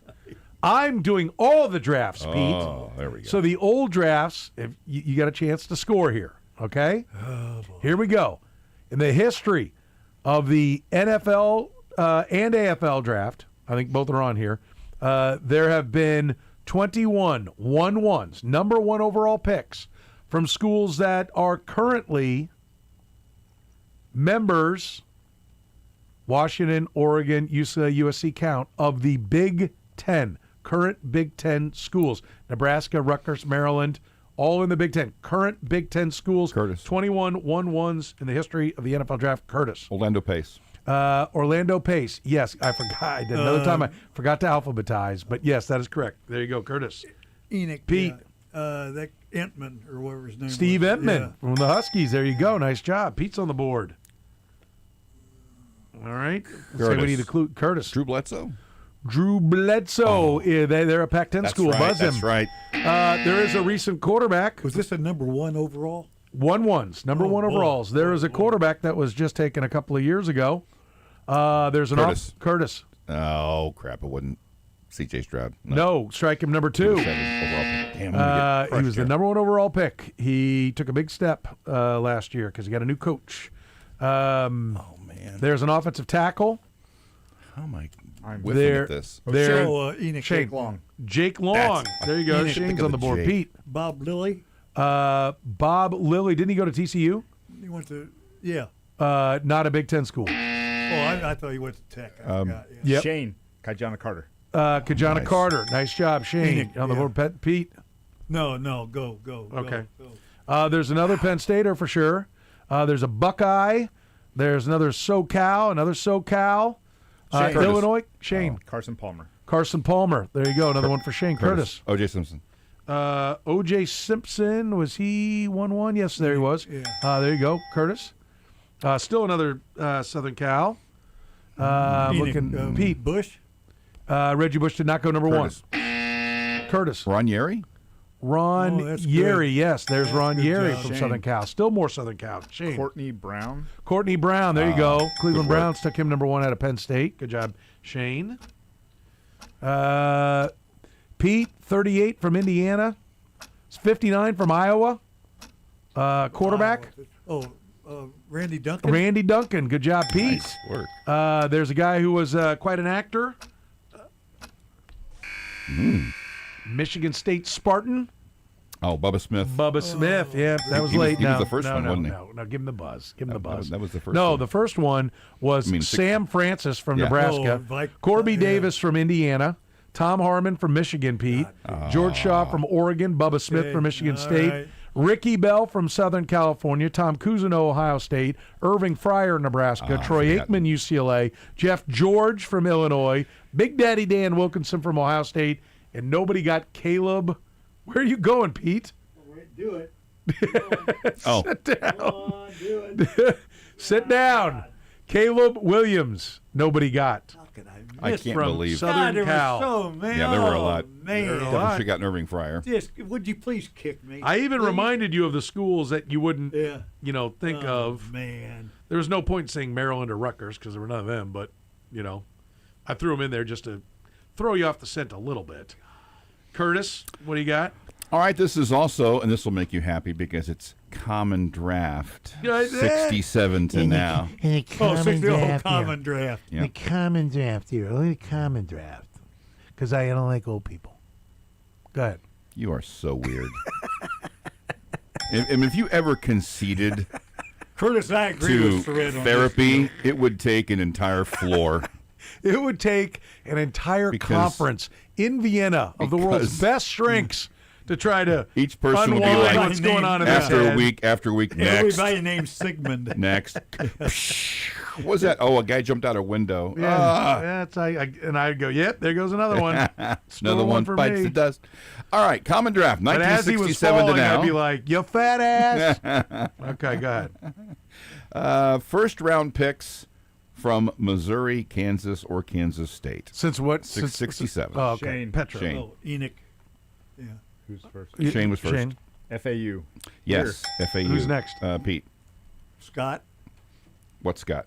Well, what he's got a. Oh, is there more than one? No, there's only one. Scott from You give it K-State. to Yeah, you got it. You got it. Clarence Scott, I'll 71. go keep Talib. Shane.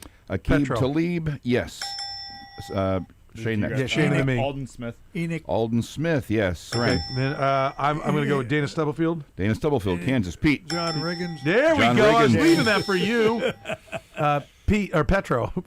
I was almost buzzed in as Pete. Yep. Yeah. Did I count? Calling something. good. Terrence Newman. Oh, you Terrence punk. Newman, yes. That's where I was going. Shane. After. Shane. Shane, you got one? No, that's where I was going. I'm Josh with Freeman. throw. Josh Freeman. Oh, Enoch. damn it. Shane. Pete. Bill Matten. No. K-State? Oh. Nope. Chris Canty. Chris Canty. I think that's all your K-Staters. What's funny is you've got all the K-Staters. Petro. All but two of the KU FAU.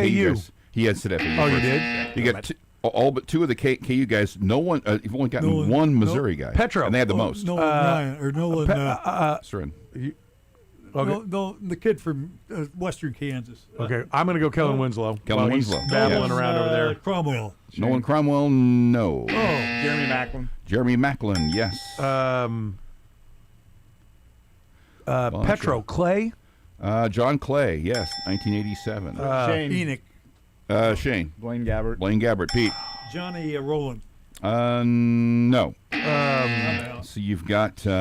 What is his see, name? God bless. Got I'm a stuck few. on one guy. I need to get off him. Got a couple Sheldon quarterbacks. Richardson. Sheldon Richardson, Good, yeah. yes. Yeah. Is the name it's close. Enoch. I do have one left. Pete. Go ahead. Emmett Edwards. Nope. Let's see. Outside linebacker, defensive tackle, Petro, offensive lineman recently. Freeman. No. From Missouri. Yep. The wasn't that his name? There was God. What was his name? Petro Wilder. Nope. Damn it.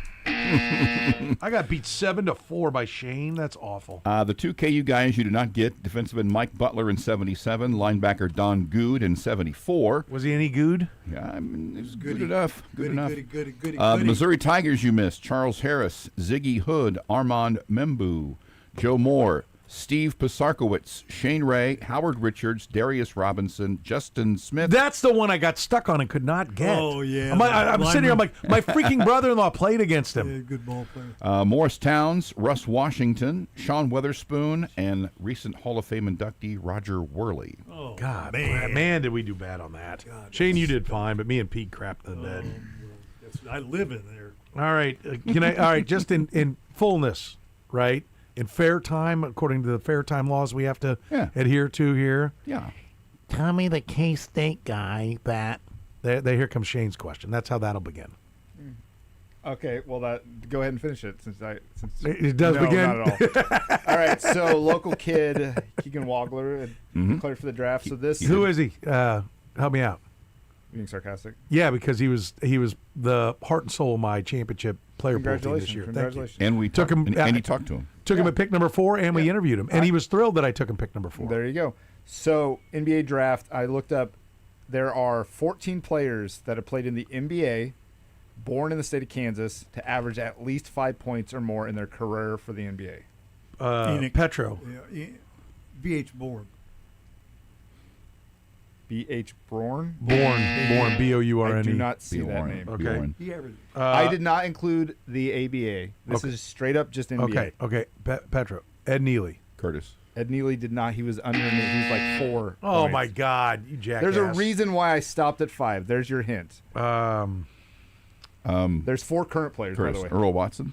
Earl Watson, there you go. Oh, good, average Curtis. 6 Oh, points. Enoch. Lucius Allen. Lucius Allen, number 2 on here. Good, Pete. 13 points. A couple Kings. Oh, Enoch. Petro. Enoch. Scott Wedman. Yep, there you go. Number Nice. 3. Petro. Mitch Richmond. Mitch Richmond was not born in Okay. Curtis. There's 4 current Danny players. Manning, was he? He was not born. I know. North I Carolina. can't remember that guy's. Kid that won a championship with my Nugs. Petro. Brown. There you go. You got it. One went to. Average 5 points. There's a Yep. There's a cat. I want somebody to get There's it. a cat. Who's the 6'8" kid? He was 6'8" because he was 6'5", but he was 6'8" with his neck, and he plays for the Cavs. And he comes off the bench. Curtis. And he's at 5.3. Curtis. Number Yes. 14. Dean Wade. Dean Wade. I is couldn't your- remember his name. Good there job. you go. I wanted credit. There you go. I give you the point to You get half a credit. point. No, I don't need half. I think Will Shields was a big fan of this. Petro. young kid. Curtis, if he didn't get it. He hyphenate me. That's his name? I know I that. get what you're going there, but Sally Porter. So Jesse Raphael. now I I like that. I cannot. Olay Northwest. I know he was Tyronn Lue's teammate, and he played wide out on the football team, and he went to Kentucky. Super and tall. Yep. Yeah, went to the exactly, Kings. But Yep. that's not going to work. Go ahead, Curtis. Willie Cauley-Stein. There you Ah, go. God bless. This is Former- the most frustrating One of category my I've ever been favorite through in names my of a life. KU player recently. The what? One of my favorite names of a KU player Wow. recently. Baji was Missouri. He is not on here, obviously. You're Yeah, right. He's a current. He plays. He plays for the Enoch. Current. Wow. He plays for the Raptors, I think. Well, I didn't He think was we were getting drafted into by the politics. There's a Mizzou star on here that became a coach. Bob Boozer. Bob Boozer's not on here. He didn't average 5 points a game. Was he an Was NBA he born player? in Kansas? Yeah. born Yeah, in Bob Kansas? Boozer was the He was number one their overall first pick. overall We'll pick. Was he look it up, born but in Kansas? We'll look was it he- up. Oh, I don't know that he was born in born Kansas. born in Nebraska. My fault. Okay. KU player I'm talking about is Grady Dick. Well, I'll go Grady Dick. There you go. We're about out of time, so. We're not out of time What until about it Ernie buzzes. Barrett? Ernie Barrett. Now we are. What, the Missouri became a coach? Larry Drew. Oh. Wow. Alvin Adams is your number one. Oh, He's God. averaged 14. You missed He was Lionel good. Hollins, Larry Drew, Leonard Gray, Bob Well- Branham. Gray. I'll tell you what. That was the 1950s. I was hoping Pete would I hope got that one. Pete bails you out, or you guys are better after the turn, because when I don't do well, it means your questions suck. So, just FYI. Jabari Leonard Walker, Gray. current player as well. I'd never heard of him. Okay. From Wichita. Who? Jabari Walker? Mm-hmm. Okay. Pete, what do you got? Let's say it's opening day in 1955, Kansas City A's. They only had one player in their starting lineup that was drafted by the National Football League. Who was he? They only had one. As opposed to the others that had 5 or 6. This guy's a pretty damn good ball player. The A's. Yeah. Uh, This guy played in the East-West game, the North-South game, the Petro, Tony Senior La Russa. Bowl. Bite me. Or did he play for the A's? He played for the A's. But Curtis. but That's about all I got. If I Dick get Hauser. a guy who played for the A's, I want Well, credit. 15 years later he did, yeah. Well, Dick Hauser, I don't know. No. This guy got drafted by the Rams. Pretty high up, too. Deacon Jones. No. Kansas City A's. Petro, Orlando Kurt Pace. Warner, No. Oh, this is tough. This is tough. No kidding. Petro, Aaron Donald. No. Okay, I'm out. Chris Guy's Evers. John name- Capoletti. No. Oh, it is tough. Bill Renna is his name. I remember him, but you guys, and I know it's crap. I'm sorry. No, that's it's fine. That's a tough I'm one. sorry. It's a tough one. tough, but I'm sorry. You- All they, right. They should be a My little next easy. one, They should be kind of my tough. next one will be easier. Right? Okay, It's be hard not to be. I Kyle have. knows. Here's the good news for you, Pete. 52 answers, Oh, Jesus Christ. and I did remember to alphabetize them, so it will be easier for me to find them. And so we'll just name what one. All I want you to do is tell me any one of the 52 defensive tackles that have ever, because the Chiefs haven't needed defensive tackle, is my jumping off point. 52 defensive tackles the Chiefs have ever drafted.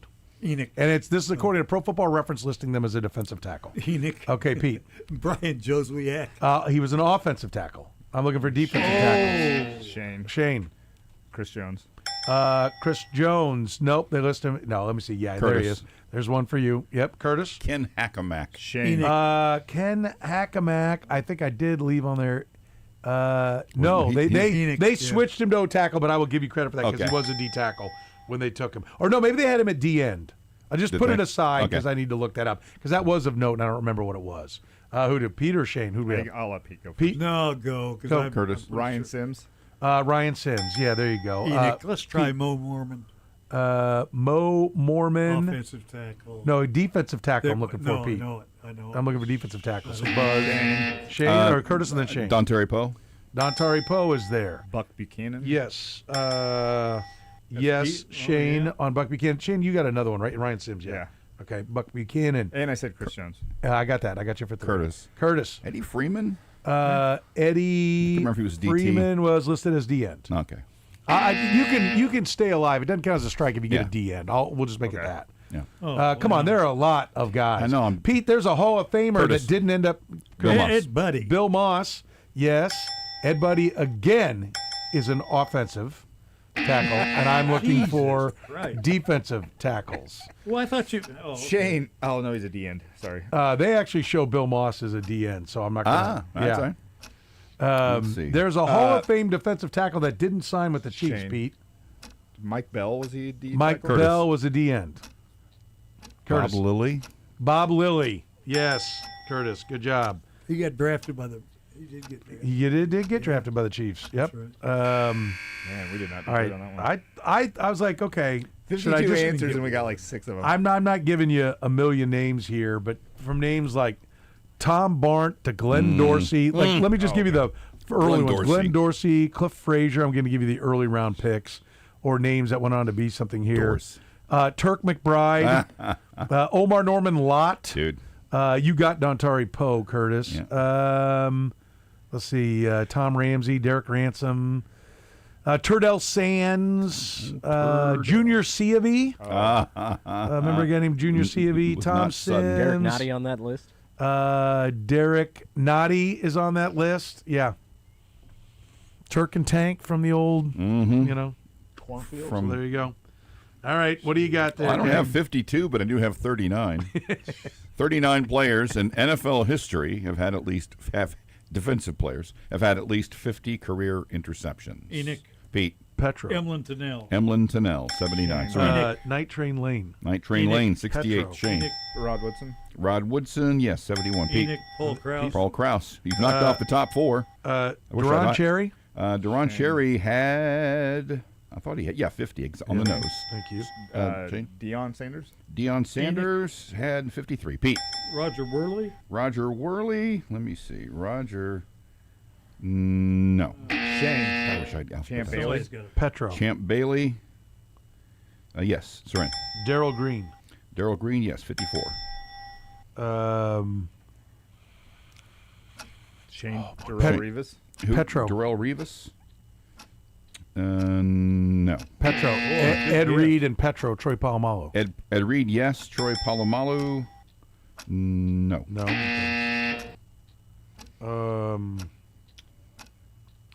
Got a couple of Chiefs. Petro. Enoch.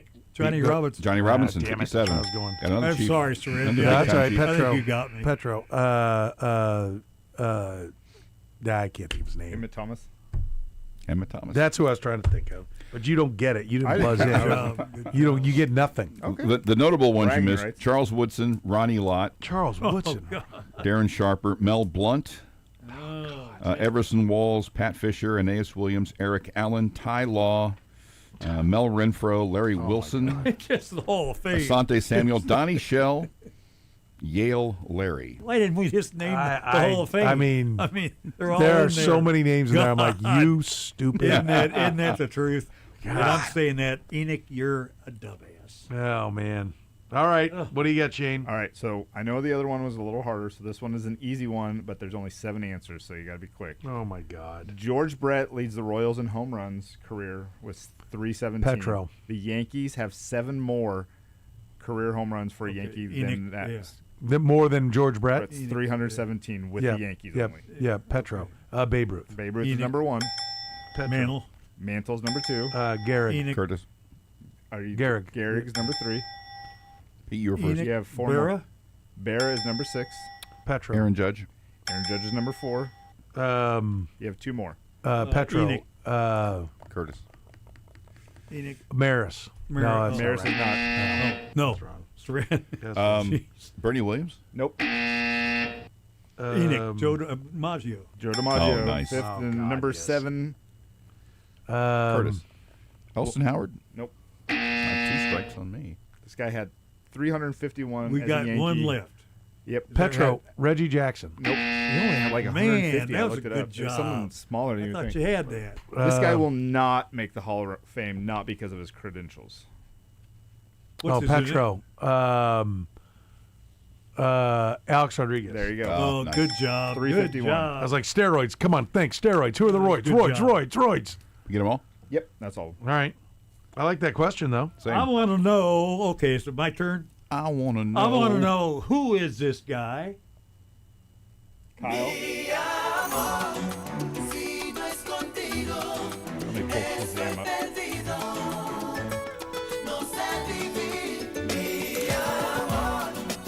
And it has to Something do new with, on yeah, something new. it for has the to show. do with sports. Yeah. Who is it? Oh yeah. Yeah, guys- are you doing Shazam, you jackass? Won't count it. It's Curtis. Bad Bunny. No. Good job. Super Bowl You guys, halftime. I you guess that guys are would count. familiar with this guy though.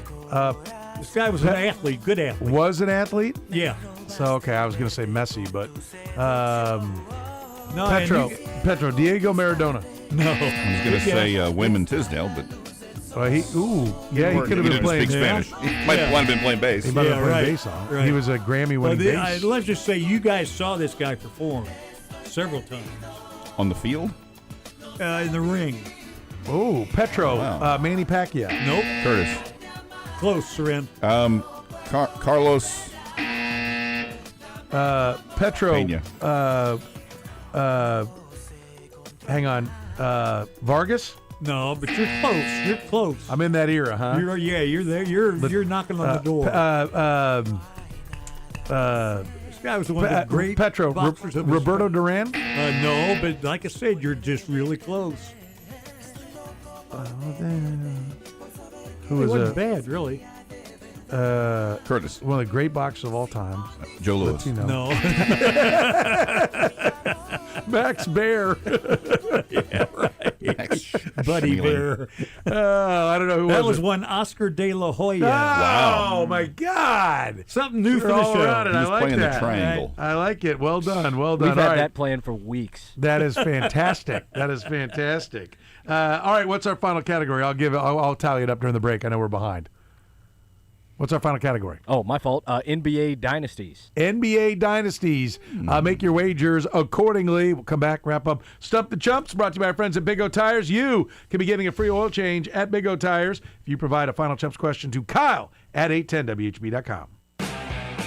The Program with Soren Petro. It's just quick, it's dirty, it's fun. Sometimes it doesn't make sense. Weekdays from 2 to 6 on Sports Radio 810 WHB. Finding great candidates to hire can be like, well, trying to find a needle in a haystack. Sure, you can post your job to some job board, but then all you can do is hope the right person comes along, which is why you should try ZipRecruiter for free at ZipRecruiter.com/radio. ZipRecruiter doesn't depend on candidates finding you. It finds them for you. Its powerful technology identifies people with the right experience and actively invites them to apply to your job. You get qualified candidates fast. So while other companies might deliver a lot of hay, ZipRecruiter finds you what you're looking for. The needle in the haystack. See why 4 out of 5 employers who post a job on ZipRecruiter get a quality candidate within the first day. ZipRecruiter, the smartest way to hire. And right now, you can try ZipRecruiter for free. That's right, free at ZipRecruiter.com/.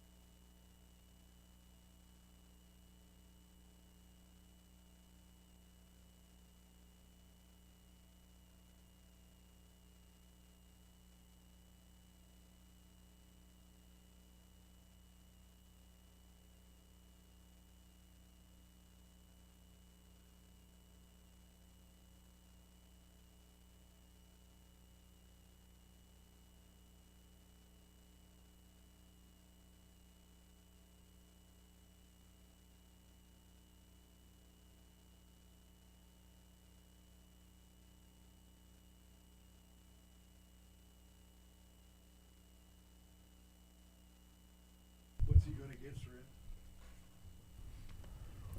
All right, the Twin Peaks end of the hour answer. Forgot what hour it was. What player holds the rookie record for passes intercepted? His name's been said this hour. How about Night Train Lane, 14 in 1952, born on this date. And one last question here. Who was he married to? One of the great jazz singers in history. Sarah Vaughan. No, good guess, though. Same era. No idea. What a difference a day makes. Dinah Oscar Washington. De La Hoya. Okay. Oscar De La Hoya. Dinah Washington. All right, in the category of NBA dynasties, what do we got? All right, you guys remember the 72-10 Bulls? Mm-hmm. Do you remember the 73-9 Warriors? Mm-hmm. Who was the only player to play against both of those teams? Oh, to play against both those teams. Wow. Boy, if you guys wagered smartly, you're in good shape against me.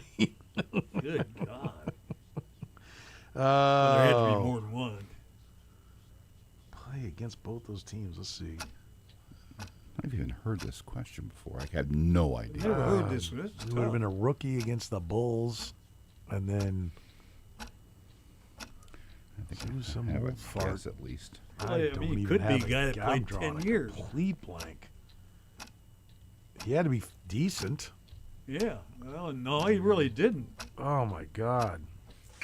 He wasn't too damn decent. They beat him both years. Okay. All right. I got an In answer. fact, he's not a star. All right. We start with Kurtis, who's in last place. Vince Carter. Oh, that was a great guess, That though, was Kurtis. How would you bet? All of it. All of it. So you got 0. I got We'll go to me next. I'm pretty good at this, reverse engineering it. I went Smith. No, okay. I bet it all. I'm at 0 too. Pete? Jones? No, Jones. How much you bet? Jones. 0. Oh, you bet 0. Okay, Yeah. Pete's at 1,200. All right, Shane. I hope you wagered smartly. I did not. I bet it all. And I know this is not right. I put Tim Duncan. Ooh, that's not horrible. Not bad. That's not horrible. Some great guesses. So, why would you bet it all? You didn't even have to bet it all. Because that's what I do every time. I don't want to think about how much I bet. I just do it. Pete, you're the big winner. Oscar. Pete's the big winner. Who's the Well, answer? what's the answer? Give me a clue. You got a clue for him, or do you not even know who he is? Kevin Garnett. Yeah, that's a good clue. Just saying his name. I like that. That was a lot of fun to try and guess. I was like, I forgot his nickname. A laugh KG. Yeah. KG was his nickname. Did he I have felt, a nickname? I felt that was too obvious. Oh, the big the ticket. Big ticket. That's Yeah. what it was. I was going to say Aristotle. That's Shaq. Direct to the no college would have No been Jones, one. no Smith. Pete, congratulations on yet another victory. Unearned victory, yes. Another unearned.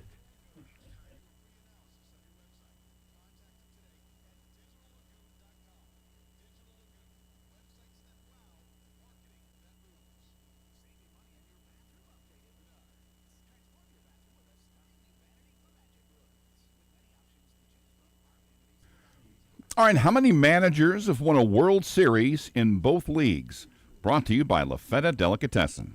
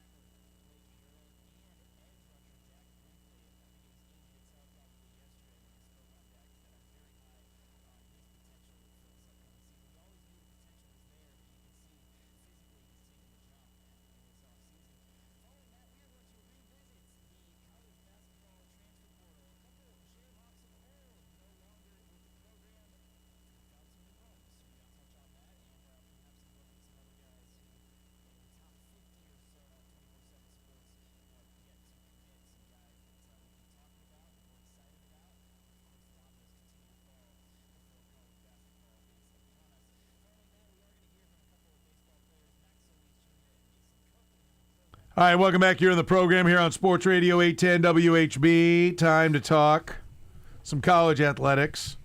We may get into some Chiefs. We may get into some Royals. You just don't know.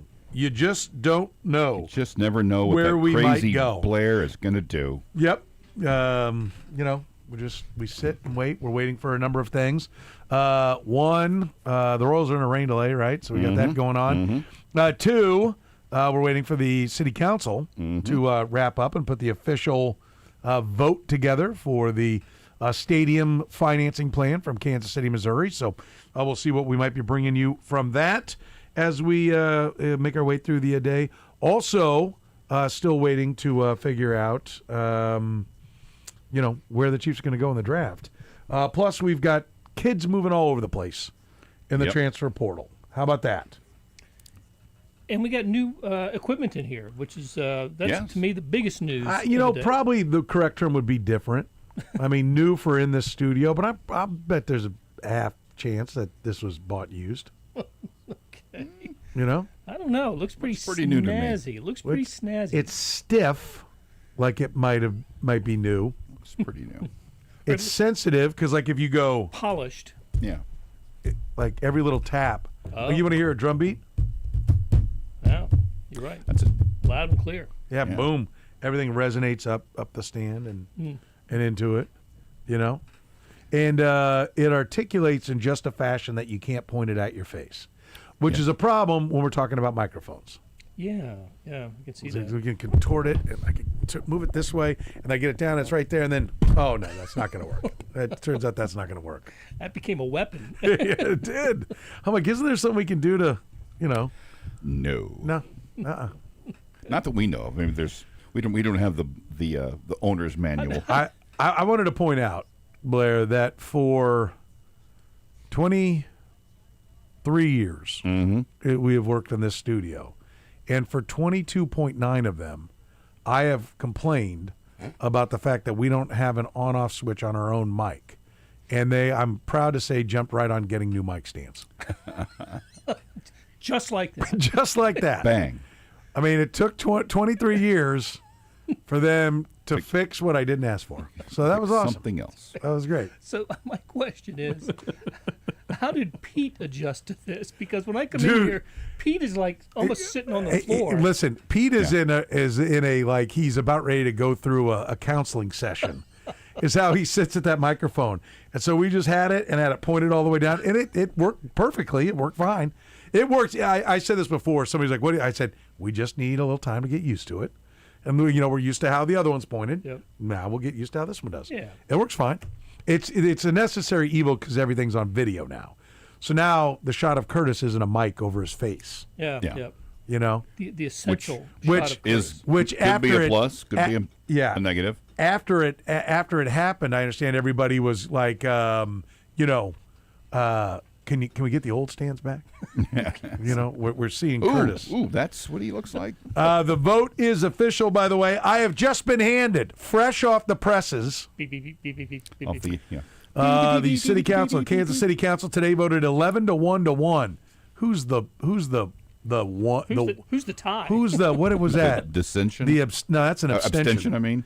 To approve ordinance 260339, keeping the Kansas City Royals in Kansas City and bringing a new world-class ballpark to the heart of downtown.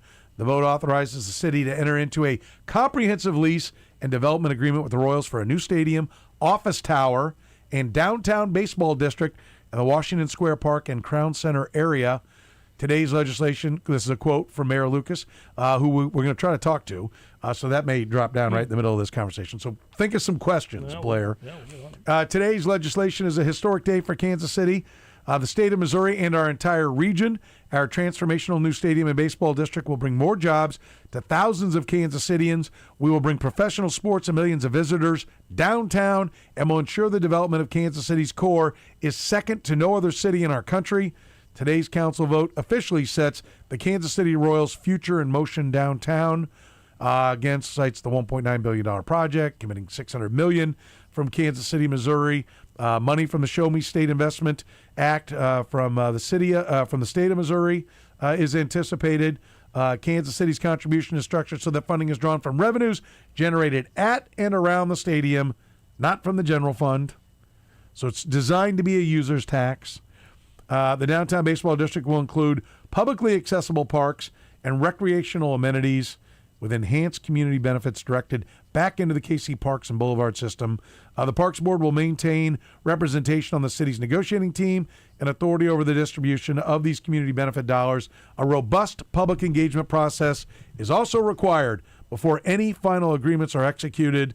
And finally, the city manager is now directed to negotiate and execute a term sheet to negotiate lease and development agreements with the Royals and to pursue tax increment financing and additional state and federal incentives for the project. All final agreements will return to the city council for approval before execution.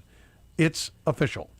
Yeah, and now we just need the Royals to rubber stamp it and agree to it. And well, we need the state to put their. We know it's out there, but they'll have to have their vote or whatever they need to do to make it official. But we do expect support it. Yep. And I would like to know again, and if we get a chance to talk to Mayor Lucas, I mean, I asked him this back on Tuesday, but is it half of the project or half of the stadium? Because half of 1.9 billion is 950 million. Right. Half of the stadium would presumably be roughly half of that cost, so it'd be 500 million. I assume it's just for the stadium. Yeah, and I assume that too because the number that we've been working with is about 600 million. So. Coming from the state? From the state. So 1.2 of a $1.9 billion project. And that, which would be, does that count the 50 million? There's some other state fund. They're looking for 50 million. I think that's a separate pot of money, the 50 million. So we could be looking at 1.25 billion on a $1.9 billion project. At least initial cost price. Could be. Yep. Which would probably be more like 2.4 or 2.5, and probably about 50% public financing would be it, which was roughly the number. Wasn't that going to be about the number on the old vote? Wasn't it about the percentage? I would think so. I can't remember. Because I think they were going to get. I think the idea was that they were going to get. I thought it was 350 or 400 or 375 or right, something but then they were expecting state money. Yes, yes. Like I think the Royals were looking for like. It was going to be $1 billion and $1 billion. A billion by the Royals, right. $1 billion from state and local funding. Yeah, was the way I kind of remember it. So it started out looking like the Royals were going to pay, 1.6, 1.7, and public was going to be 300. And it's like, no, that's just the county money. Right. And then all the money that would come in would make it like a 50-50 split. It makes me wonder if 2 years ago they had identified Washington Park as the destination and had some renderings of that. If the vote had been, would the vote have been different then? Would people have, with a specific place in mind? Because remember 2 years ago it was just pretty sure Crossroads. Yeah, here's a sketch. Yeah, here's a sketch, and we've got a sketch I penned in turbulence on a napkin on a flight at the airport bar. No, we were on the plane bouncing around. Just scribbled out. Don't mind that brown thing is not a cloud. That's a little bit of the booze I spilled on the napkin while I was sketching it. And a week before the vote, they had to, we won't mess with Oak Street and. All these things that were so uncertain. Wait a minute, so Oak Street's going to be there, so the street's going to actually go through right field. Is that what you're telling me? Yeah. It'll be an interesting impediment. It's not drawn to scale. It'll be a fun feature. Here's the ball hit the right field, back. So he runs into a car. We're going to have a blue monster in right field, you're telling me.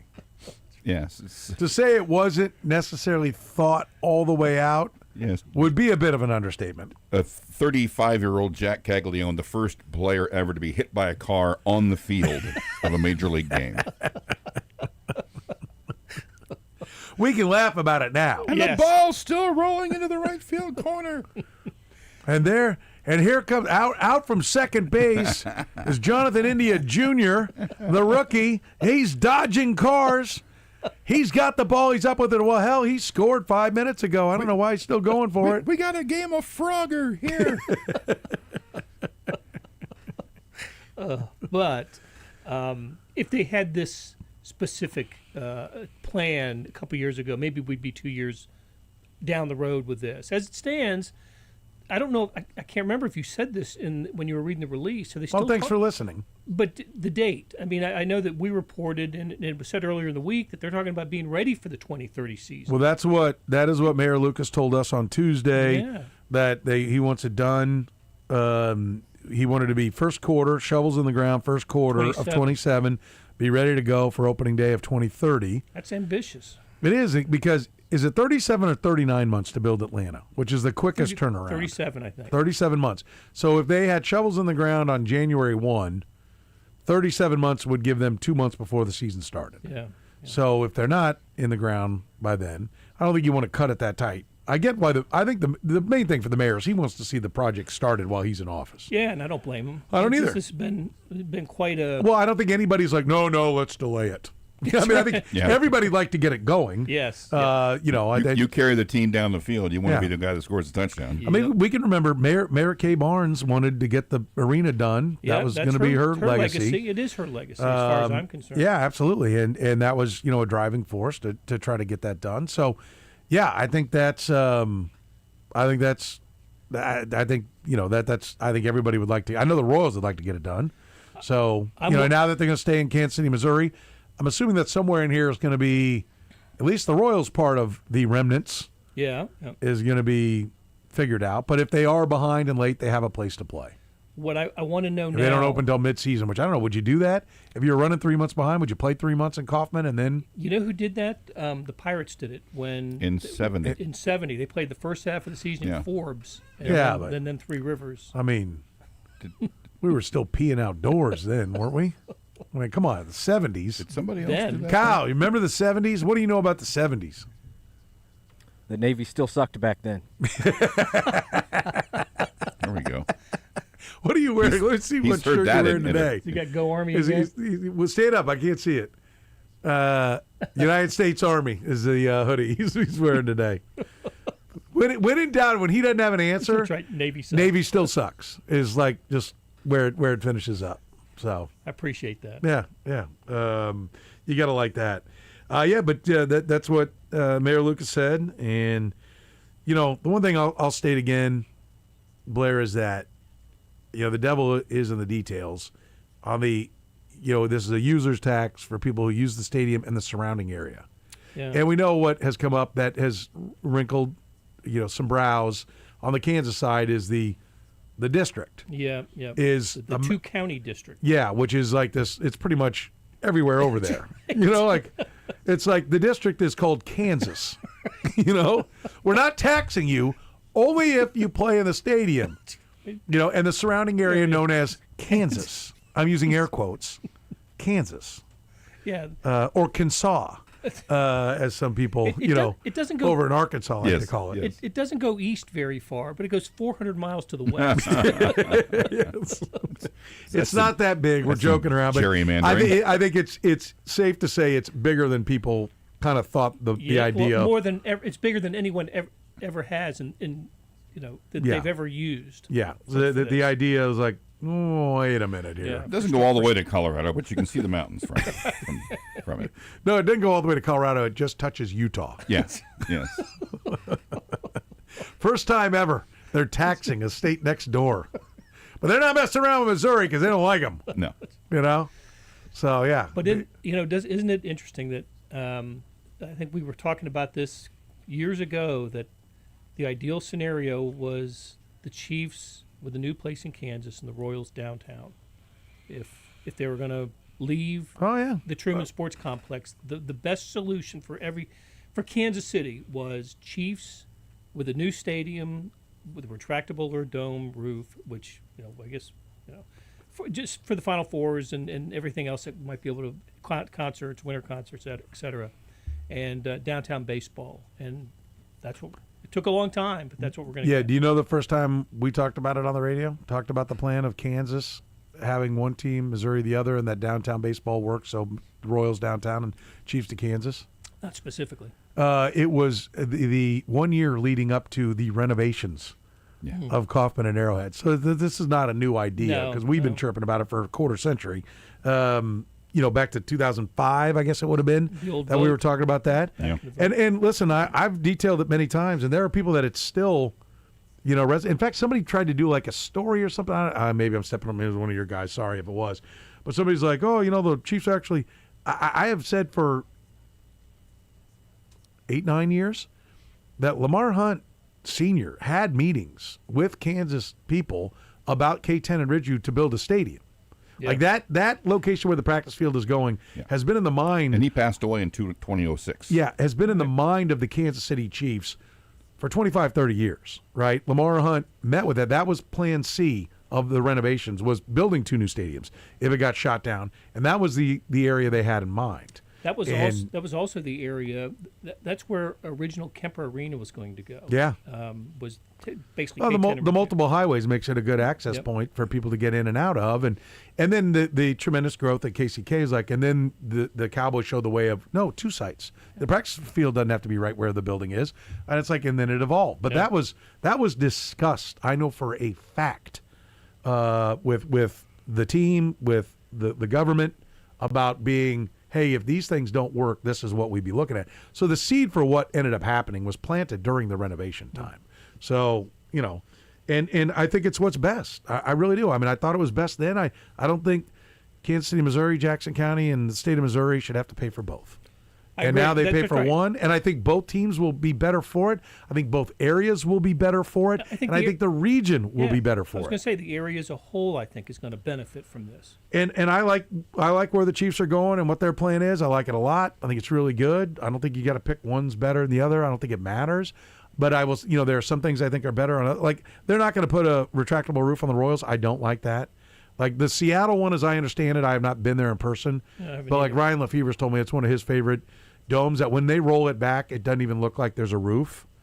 And so to me, there's a way to do that if you want it. But like I think for a regional area, which this town I think would like to be drawing from Jeff City and Des Moines and all those areas. If you knew, thunderstorms, I'm not going. I don't want to sit through a rain out. If you knew we were going to play ball at the scheduled time, whenever, I think that would help the growth of the Royals. I wonder how much that adds to the price tag. I've heard $500 million plus.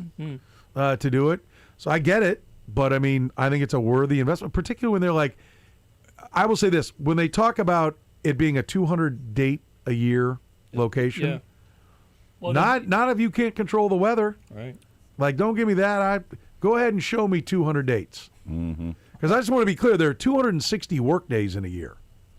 So there's 104 weekend days. Yeah. So what and we're going to put 81 baseball games. And what else are you thinking you're putting in this building for 120 days? To me, that was more ambitious than the starting time. What baseball stadium has 200 days of occupation? What we kind of speculated on, and maybe we'll get some details today or later, as I understand that they're still in session, even though this has been released. At least that's what I'm being told over here. What we're wondering is it going to have like the old Stadium Club? And they're going to call a big wedding a date, we had a 1,600 person wedding, is that what we're talking about? Yes, people are coming down. Yes, they're parked. Or is there going to be some kind of ballroom with it? They're in fashion now.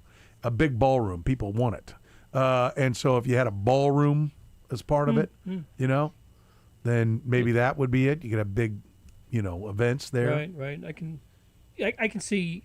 Well, depending on the surface, I was going to say I could see, city, high school baseball in there, or, but getting to 200, you would need to have it. There are concerts. I think there's a concert. Is Pitbull? Is it Pitbull or Zach Bryan or somebody like that's going to Kaufman this year? Yeah, I was given a list of wants the other day, which was nice. I always appreciate that. They've had concert series at the cave before. I saw Billy Joel there. Did you really? Yeah, saw Billy Joel. I think he was the first one to have a concert there for in like 20 or 30 years. And Post Malone will be there. And that's what it is. Post Malone and Jelly Roll. That was not like that's a double billing, Curtis. Ass stadium tour. Yeah. That was not like after the game. You just say Jelly Roll has a big ass? No. Okay. The name of the Post Malone tour is called the Big Ass, all caps, Stadium Tour. Part 2. It's double billing, though, isn't it? Is it just... So it'll be joined by special guest Jelly Roll and Carter Faith. Okay.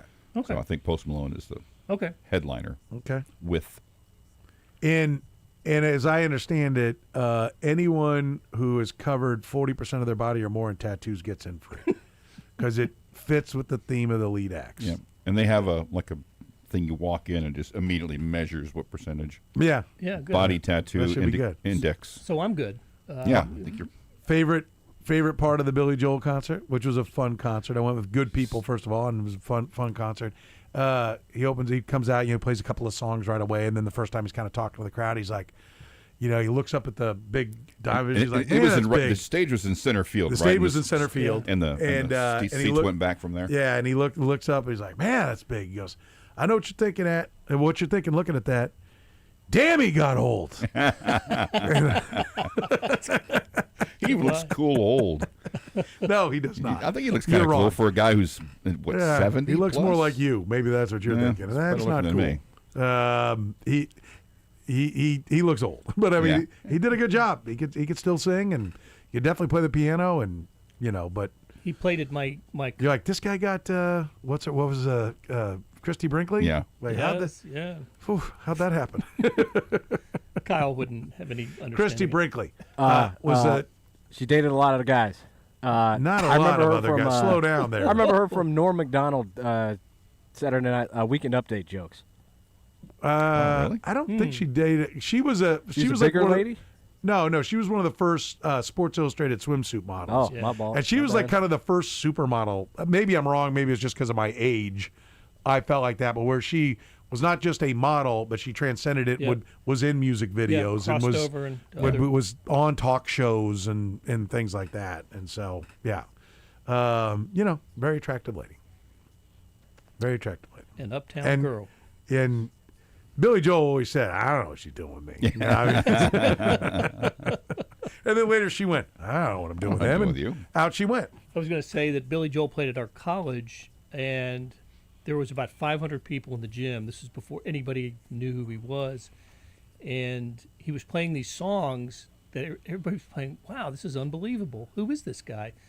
It was his songs on the Stranger album that was about to be released. Oh, wow. Nobody had ever heard that stuff before. Yeah. It was incredible to hear that stuff. The other brush I saw Billy Joel. He was one of the concerts I saw at the Carrier Dome when I was there. That was kind of nice having a indoor 50,000 seat stadium. We had some shows. I bet you did. The Steel Wheels, Rolling Stones tour came through there. Eric Clapton played there. Wow. We had some big shows. Wow. While I was in college, but and so did New Kids on the Block.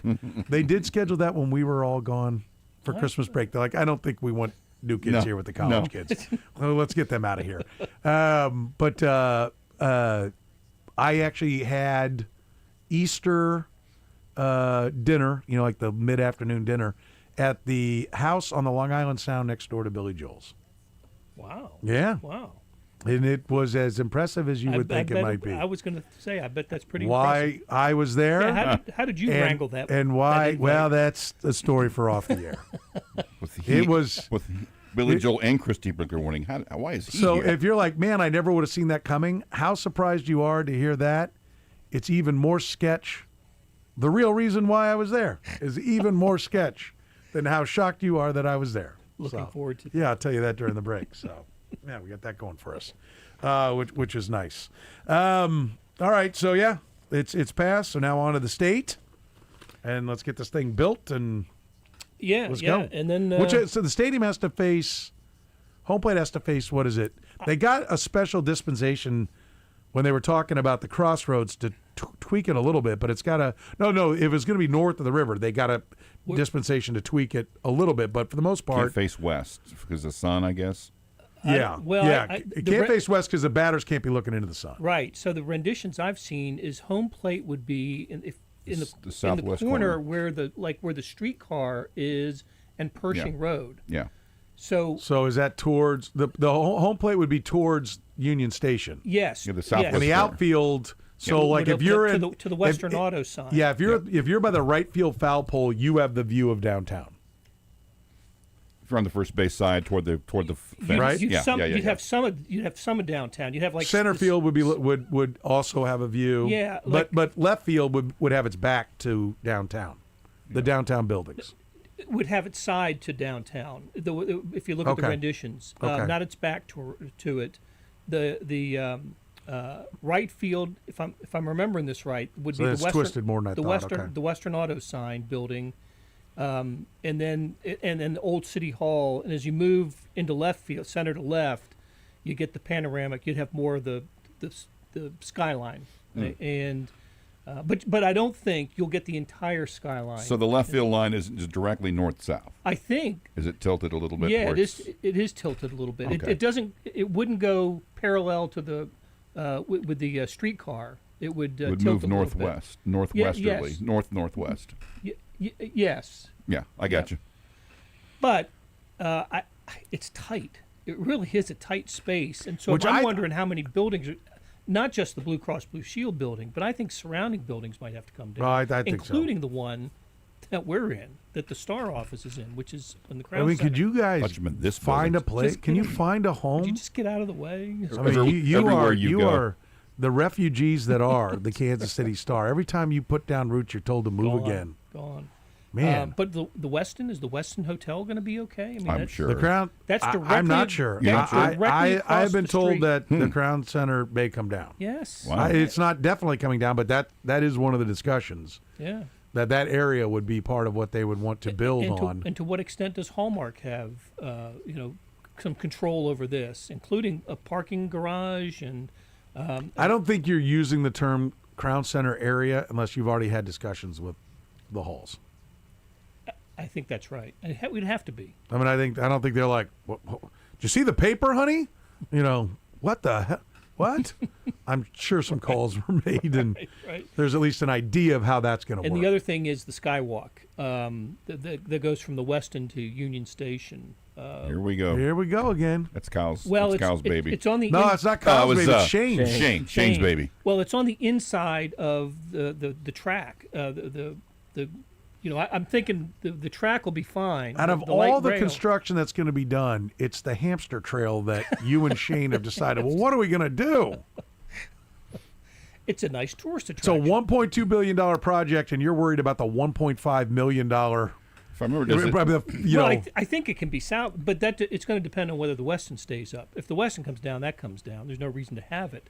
But if the Westin stays up, I think they're actually going to make it a gondola. Just move it. It's going to be a gondola from the roof of Crown Center. I like that.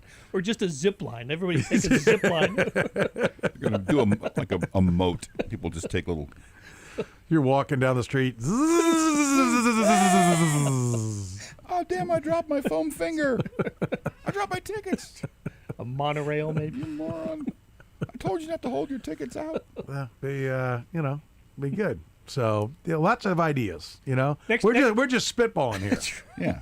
Well, what else are we gonna do? Next time you're downtown, take a drive around Pershing and Maine and Grand and just see.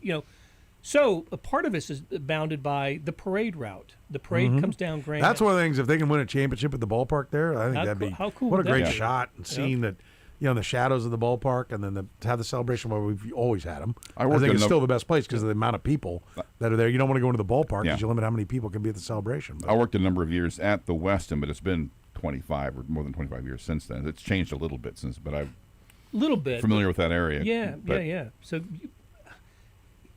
if the Westin stays, that basically is 20 yards from the stadium. Just from the property. Yeah, the width of Pershing Road. That's it. So one of the reasons why I don't think it's going to stay.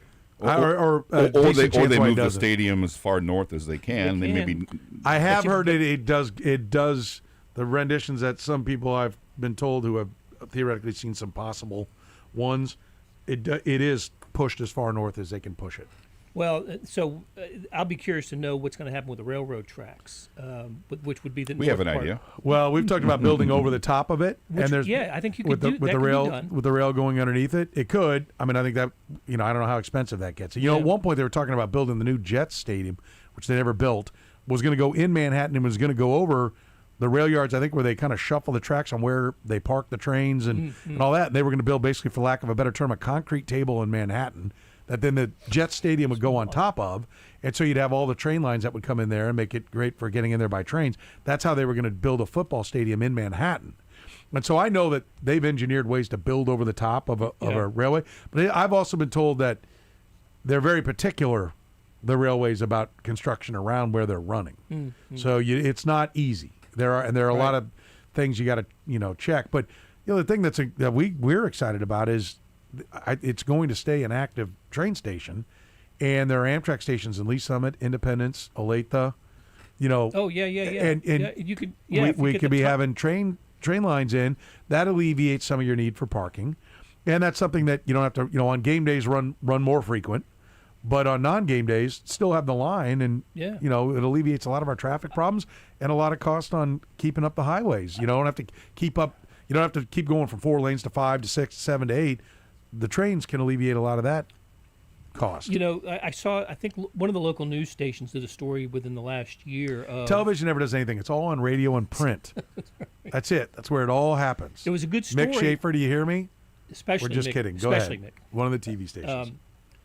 Where on whatever night it was, Friday or Saturday night, that you could board the train in, I want to say it was Lee Summit, come to Union Station, have dinner, go to a show or something, and then like 3 or 4 hours later, the train coming from the west to east takes you right back home. Yeah. That would, if somehow you could utilize the tracks for ball games, for events at there, I think that would be unbelievable. First time on the radio, Blair?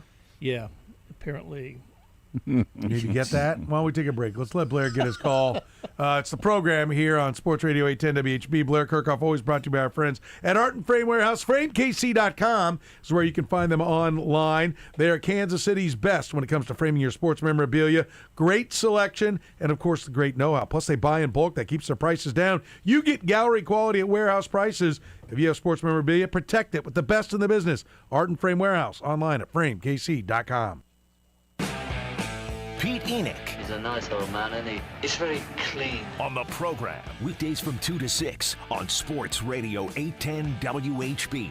All right, listen up. Gann Asphalt and Concrete has been serving Kansas City for more than 30 years. One contractor, all things parking lot. That is their motto. Concrete work. Maybe you need a parking lot repaved, crack filling, seal coating, full asphalt installation, signage. They've got that. Maybe it's just striping. They do that as well. Things as big as the World War I Memorial. They did all of that driveway, all of that area you see there. That was done by Gann Asphalt and Concrete. Call 816-484-3338 or find them online at GannAsphalt.com. Call today, get a free bid, and get your spot on the calendar before things fill up. They're going to get to the summer. That calendar is going to start backing up, and you're not going to get it done as quick. So if you manage or own a property, call Gann today. 816-484-3338. Online at GannAsphalt.com. And don't forget, they're looking for experienced asphalt and concrete paving foremen, operators, and laborers. If you're looking for a new career, or maybe you just want top-of-the-market pay, maybe company-provided insurance, paid time off, and much, much more, many more benefits, go to GannAsphalt.com/career to join their fantastic team. Gann Asphalt and Concrete, one contractor, all things parking lot. Yo Pods, check out Meet Mitch and Leewood for award-winning barbecue, outstanding atmosphere, and your destination to watch all the Sporting KC games this year. We are a proud pub partner with Sporting KC and will be broadcasting all of their games at Meet Mitch this season. Meet Mitch, East of 95th in the Ranch Mart North Shopping Center. Whether you're just kicking off or deep into the fourth quarter, every business needs a playmaker. Core First Bank and Trust has business banking solutions designed for teams of every size. From startup support to big league financing, our loan experts are here to help you power through challenges and drive goals forward. Core First Bank and Trust. Let's move the chains.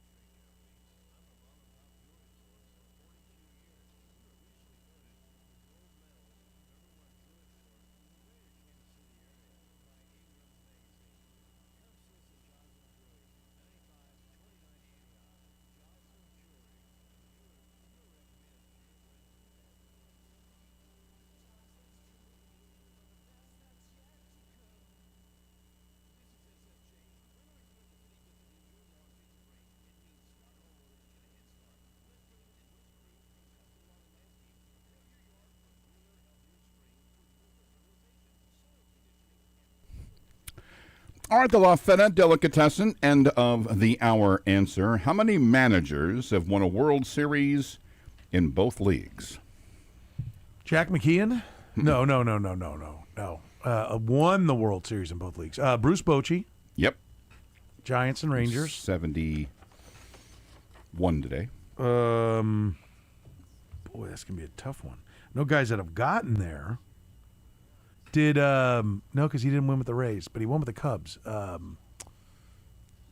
Madden. Joe Madden. He wasn't he the Cubs manager? He was there in 16. But he didn't ever win with the Rays. Lost to Philadelphia. Yeah. Dick Williams was there with both, but lost with the Padres. Won with the A's. Mm-hmm. Won the first one. Yeah, you got one of the teams. An A. Oh, La Russa. Cardinals and A's. Mm-hmm. And I can think of one more. Oh, really? Oh, you can? Who? Sparky. Yep. Oh, yeah, Tigers Sparky and Anderson, Reds. 75 and 76 Reds, 84 Tigers. Those are the three. Oh, just three? Okay. Yeah. Bruce Bochy, 71 today, the jumping off point. Blair, I don't know if you know this, but it's considered impolite to have your phone go off in the middle of a talk show, then show up the host on one of the questions. I just want you to know. It's considered impolite. Well, you'll appreciate it. It was from one of my friends. Oh, who's your friend? Yeah, I think Likely is his last name. Oh. Yeah. Goes by Scam. Yeah. I think it's a Dutch I know name. that guy. It's Isaiah Likely's cousin. Cousin. Scam. Oh, yeah. Scam. I wonder what he did to get that nickname, huh? Old Scam Likely. Yep. Okay. All right. Good to know, Blair. Real name Good to know. Jeff. Yeah. Appreciate Jeff, him but goes by Scam. Yeah, appreciate him getting in touch. Yeah. what he did. Well, he calls me a lot, too. Got a lot of burner phones, I heard. A lot of numbers. A lot of numbers, that guy. Some of them even in our own area code. Yes, a lot of them. Yeah. In the old, the old. Ours doesn't say Scam Likely. What's ours? It says, is that Scam? Yeah, Scam Likely. I thought it was something else, but I know we get the. Such a scam. Blair, such a scam. We'll talk some more stadium stuff a little bit later on. We still got Jeff Passan to come. Nate Bucatey's going to join us a little bit later. Let's talk about Bryson. Don't call me JT Tiller. Going to Mizzou. Yeah. How about What that? do you think? We got a little border war crime there. I love it. A little thievery. Yeah. Hope he does better at Missouri than he did at Kansas. I said I hope these schools meet in the NCAA finals. I've always hoped for that, but that would make for just one of the great storylines. Bryson Tiller going to meet his old school. Although that would be if Missouri and Kansas play for the national championship, Bryson Tiller will be about would be the lead story. fourth lead or fifth story. down that list. Be the lead story. Yeah, because it'd be great if they did meet for the championship, and he was playing like 4 minutes a game. Yeah, which fan base would be more scared to death going into that game? Probably. That's a good question. Probably Missouri. No, because if Kansas they'd lose, but they're like, yeah, great, you beat us. Missouri has, as faced many times the fear of losing to Kansas in basketball. They're I don't think that they would be. It's like we're going to lose. They'd all Mizzou fans would go, we're going to lose anyways. Who cares? Yeah, they would expect to lose, but the theme would be, of course. We know we're going to lose, but of course it's going to be Kansas that's going to beat us. Yes. We can't even. On our best day, we're not going to go further than Kansas. 2007. That would be the lament. 2007 football season. We're like, really? This team is amazing, and we're still looking up at Kansas. They're going to go unbeaten. That's so Mizzou. But then they took care of business. Tell me, what do you make of the portal so far? What do you make of? Let's go on the timeline. Flory Badunga. The reports are $5 million. I've heard $4.5 million. Yeah, but more than Kansas was going on. He would have come back to Kansas if Kansas had matched whatever Louisville's paying. Well, the way it was kind of, Michael Swain kind of pointed out from 24/7 that he decided, he goes, well, he's always kind of been shopped every year from his high school to his, and I was like, I didn't get into it, but I was kind of like, who isn't now? Right. Like, I get it. There's kind of that association if you're a foreign kid, like, oh, it used to be like who the kid Kansas got in trouble with, who was from another country. I keep forgetting. What was his name? The 6'9"? Shek Diallo. Shek Diallo. No, the one that they. No, the one that got him in trouble that didn't even played like 18 minutes for him, and they had to forfeit games. Silvio De Sousa. Silvio De Sousa. Was he the stool Yes. guy? The guy got in the fight with the K-State game. The stool guy. By the way, we mean like footstool. Yeah. Because there's a couple ways you can take that. He wasn't a stool pigeon, and he didn't. I know if you drop a watch stool. TV, if you watch TV today, you think everybody craps in a box. Yeah. But we're saying the footstool. By the way, right if you do that, don't do that. I'm Collier. Don't do that. I'm a box crapping me. I don't know what's the right thing to do on that. So I'm not giving out health advice. So well, I'll tell you. But I do enjoy a good crap in a box commercial in the middle of my games. Have an actual colonoscopy if you're smart. That's right. They say if you're at risk, don't do it. Yeah. I mean, I think it's complete. How do you know if you're at risk? I find the medical advertising on TV to be all the information I need. I didn't think I was at risk. If at 40. not, I like to do a deep dive on the dark internet, and then I think I'm completely ready to go. I didn't think I was at risk at 45, but they found 2 polyps.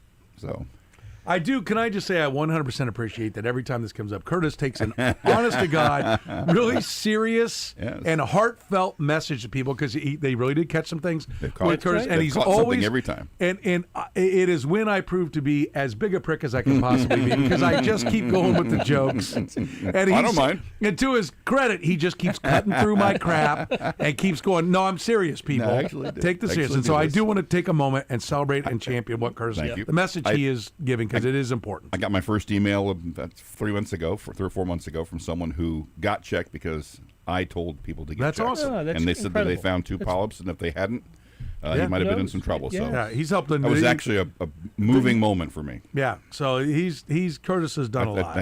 That's my baby. And but we've taken, but it is still funny. The I just crap in a box is hilarious. We have. That's a new SNL skit. We have given it its due diligence, and now let's get back to talking about the let fact me just say this: Curtis has not crapped in a box. Yes, I have not crapped in a box. That is not That's not what not happens. Intentionally. That's not what happens when you get one of those kits. Yeah. Are you sure? Yes. It seems like it. It walks under you with a smile. Really? It says go. The lid lifts. Somewhere out there, there's a guy goes. Collier. I wasn't supposed to do that. I mean, I got spare time. If you want me to crap in a box, the market guaranteed, I can do it. I got the spare time. Who knew that Chris Farley was he was so ahead of his time? He created Collier. Not around to see the fruits of his labor and his ingenuity. Maybe that movie was where a guy goes, what if we had him crap in a box and then send it to us? Yeah. And then we would get to the bottom of what's going on. Yeah. Maybe that was the inspiration. I don't know. Where were we, Blair? This somehow started with Bryson Tiller. Should we break and then come back? Poor Bryson. I think it was the transfer portal, but yes. So the transfer portal is a crap in a box. That's what we're saying. Portal potty. It's pretty good. It's like a crap in a box. You never know what's on the inside. Yes. Okay? We'll take a break on that. Come back more with Blair next.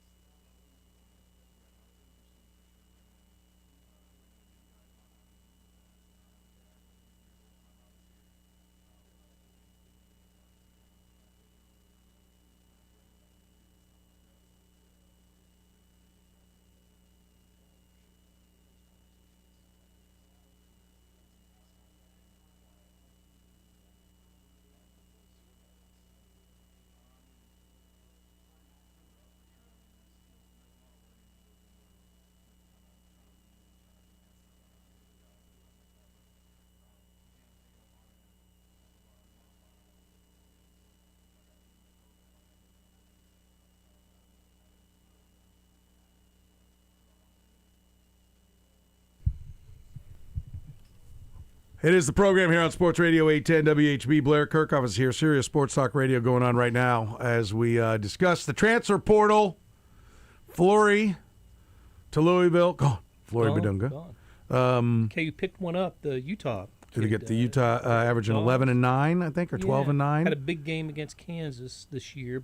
I think that's a race. We're going to watch Bryson Tiller versus this kid. We're going to try to find out how much each of them got paid and see which one plays better. Yeah, that's what it's all about. Do you think Tiller just wasn't a good fit, good player, bad fit, but he could, if he's a better fit over at Mizzou, he can really blossom? Or do you think he was overrated? What do you think? No, I do think it was a bad fit. You remember the Carolina game where he stepped back and hit 4 threes in the first half? I'm thinking, what does Kansas have here? This is going to be phenomenal. And then he had one other game where he went for 21. Yeah. I can't remember who against. I think that was Arizona. Was it Lawrence? Was it really? I want to say. Against Arizona? Wow. Oh. I was thinking it was like West Virginia or something. Yeah, but you'd remember better than me because it means something to you. It's just I think what I got to write was, in my notebook for me. I was at the game, so I think. Oh, okay. I'm pretty sure all right. that's So what it was. that's all right. But there was nowhere near enough of that for Bill Self for Kansas, and they just too many times he was getting rebounds snatched away from him. Just guys would take rebounds away, and Self had to bench him. They benched him in the Big 12 tournament. Well, I think he said if you're not going to secure the ball, I might as well try to go 4 out, get some more shooting out here, and play around Badunga. And Badunga's not big enough to play 4 out around 1. No. And that's the thing is, I'll be interested to see how Louisville uses him. Like I'm, and it may have been that Flory Badunga just wasn't ready. I don't think Badunga made as much progress as Kansas people thought he made. He played in more. season. Yeah, that's what I said. You doubled his minutes. Yeah. And his points pretty much a little more than doubled. Everything else went up about like 30%. And so, his numbers look better, but he played more. Yeah. I wonder what it would have looked like if they'd have thrown him on the floor with Hunter Dickinson and lived with the growing pains all year, what it would have been like 2 years ago to have the two of them on the floor in a high-low. Would he have grown into the role, and would you have taken a couple more losses, but at the end of the year been like, these two? Yeah. I mean, this is a combination here. And you had different combinations of defense you could play with the two bigs and everything. I'll be interested to see how much better his game gets, because right now he's still just an athlete. He's an athlete that knows the game better, and that's why he was, a defensive player of the year type of guy. But blocks a lot of shots. I don't think he's worth that number. Well, he's supposed to be the top guy right in the transfer portal this year, the very top, the way Dickinson was 3 years ago.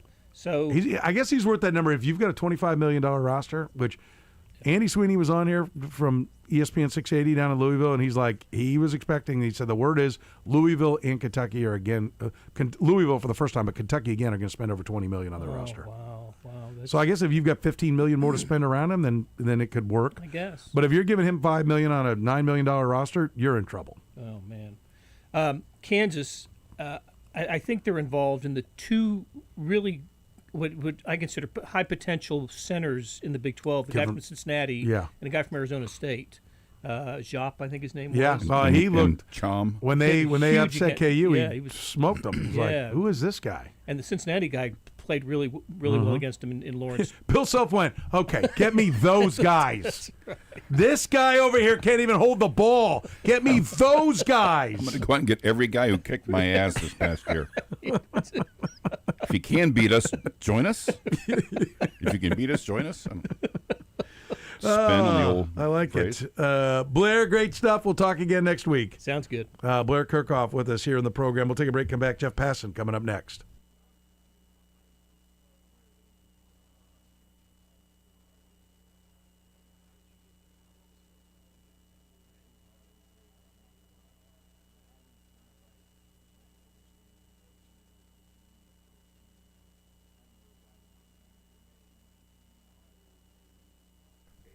All right, Bill Belichick is 74 today. For what team was his first NFL job?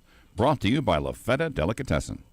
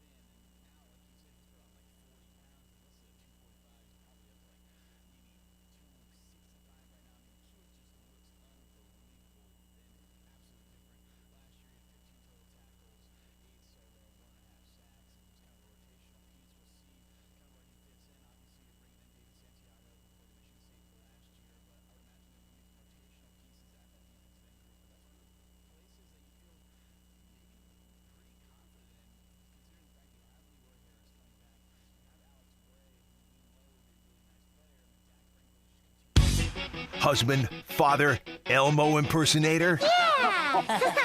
He wrote The Arm and is currently writing its follow-up, The Leg. He has everyone's phone number, even yours. He's MLB insider Jeff Passan of ESPN, only on the program. Let's talk some baseball. Jeff Passan, our Major League Baseball insider, joins us here in the program. Jeff Passan's appearance in the program is brought to you by our friends at Tickets for Less. Get your tickets today, ticketsforless.com. Whether it's baseball, whether you're looking for World Cup tickets, they got you covered, ticketsforless.com. We welcome Jeff Passan. Jeff, how are you, my friend? I am doing well, and it's nice to see Vinny Pasquantino get on the board with a home run finally. It is, and we will let you know that the Royals are leading 9-7. That game almost completed. They trailed, what was the biggest deficit? 6-1. Curtis, 6-1 was the biggest deficit. So good news for the boys in blue. If they can shut it down, which currently... They got 2 guys on and 1 out. Isn't down. Well, they had 2 on and nobody out. Yeah. A minute ago. So they got a strikeout. So Urseg is on, a couple guys on, and 1 out. We'll keep you up to date with that. Hopefully it's done very, very soon.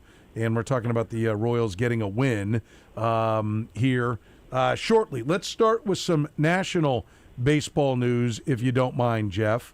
Tell me, how are the Mets this bad, spending that much money?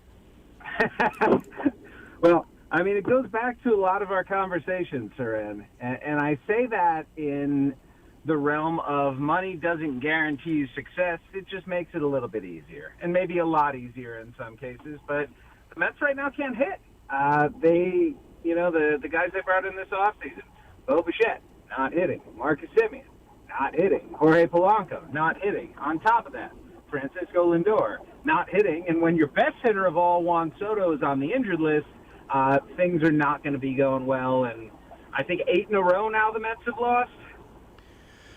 Yeah, it is. Is that what it is? 8 in a row? Let me look. Where is it? Yeah, 8 in a row. 8 in a row now, 7-12. I mean, listen, I don't think this is going to be that bad, but the one thing I do see, and the Dodgers are a little bit of a cautionary tale on this. We'll see, over 162 games how healthy they stay. Because when you go through, we might have touched on this earlier, when you go through and look at their lineup and their pitching, there's a lot of 31, 32, 33, 31, 30, 29, 32. I mean, it's not a young team. Young teams stay healthy, old teams get hurt. But the Mets do feel a little bit like the Brooklyn Nets when they decided to go get let's try to get all the old Celtics. And they got Kevin Garnett and Ray Allen and Paul Pierce at the end of their career. And it's like, no. And to a degree, somewhat like the Clippers, let's get Kawhi Leonard at the end of his career. Let's go get Russell Westbrook. Let's get Paul George. I mean, there is an element of like, the owner knows the name, so he'll sign off on spending on it. But you're getting guys on the downslope of their career. Yeah, well, that's the problem, generally speaking, with free agency, and it's why I think we've seen this spring this proliferation of contracts being given to guys essentially who have no major league service time, whether it's Connor Griffin or Kevin McGonigal. Colt Emerson and Cooper Pratt aren't even up yet. But the years that the teams are getting, they're getting the guys' 20s without having to pay for their 30s. And if it turns out the guys are stars, then it's going to be a Bobby Witt type situation where you're going to want to renegotiate and you're going to want to keep the guy around, and you live with the idea that, their 30s probably aren't going to be quite as productive, particularly toward the back end, as their 20s. But when you're dabbling in the free agent market, man, guys tend to be a little bit older. And I know Bo Bichette is not old. He's still in his 20s, but Jorge Polanco in his 30s, Marcus Semien well into his 30s, and they got him via trade. Here's why I'm not counting out the Mets, Soren, because I do think there's something to be said for names, not in the names themselves, but in consistent production. And generally speaking, guys who have been consistently productive throughout their years don't fall off a cliff in their late 20s or early 30s. So there's some reason to believe that things are going to be okay. And secondarily, I don't know if you remember this. The Mets had the best record in baseball through 69 games last year at 45-24 and wound up not making the playoffs. A bad start does not doom you to a gloomy October. The baseball season is long enough to recover. This would be the equivalent, frankly, of panicking after 2 games in an NFL season. And maybe you're concerned with what you see, but panic, too early for that. Kurtis put pen to paper on some numbers on how bad the offense has been, though. And epically, what is...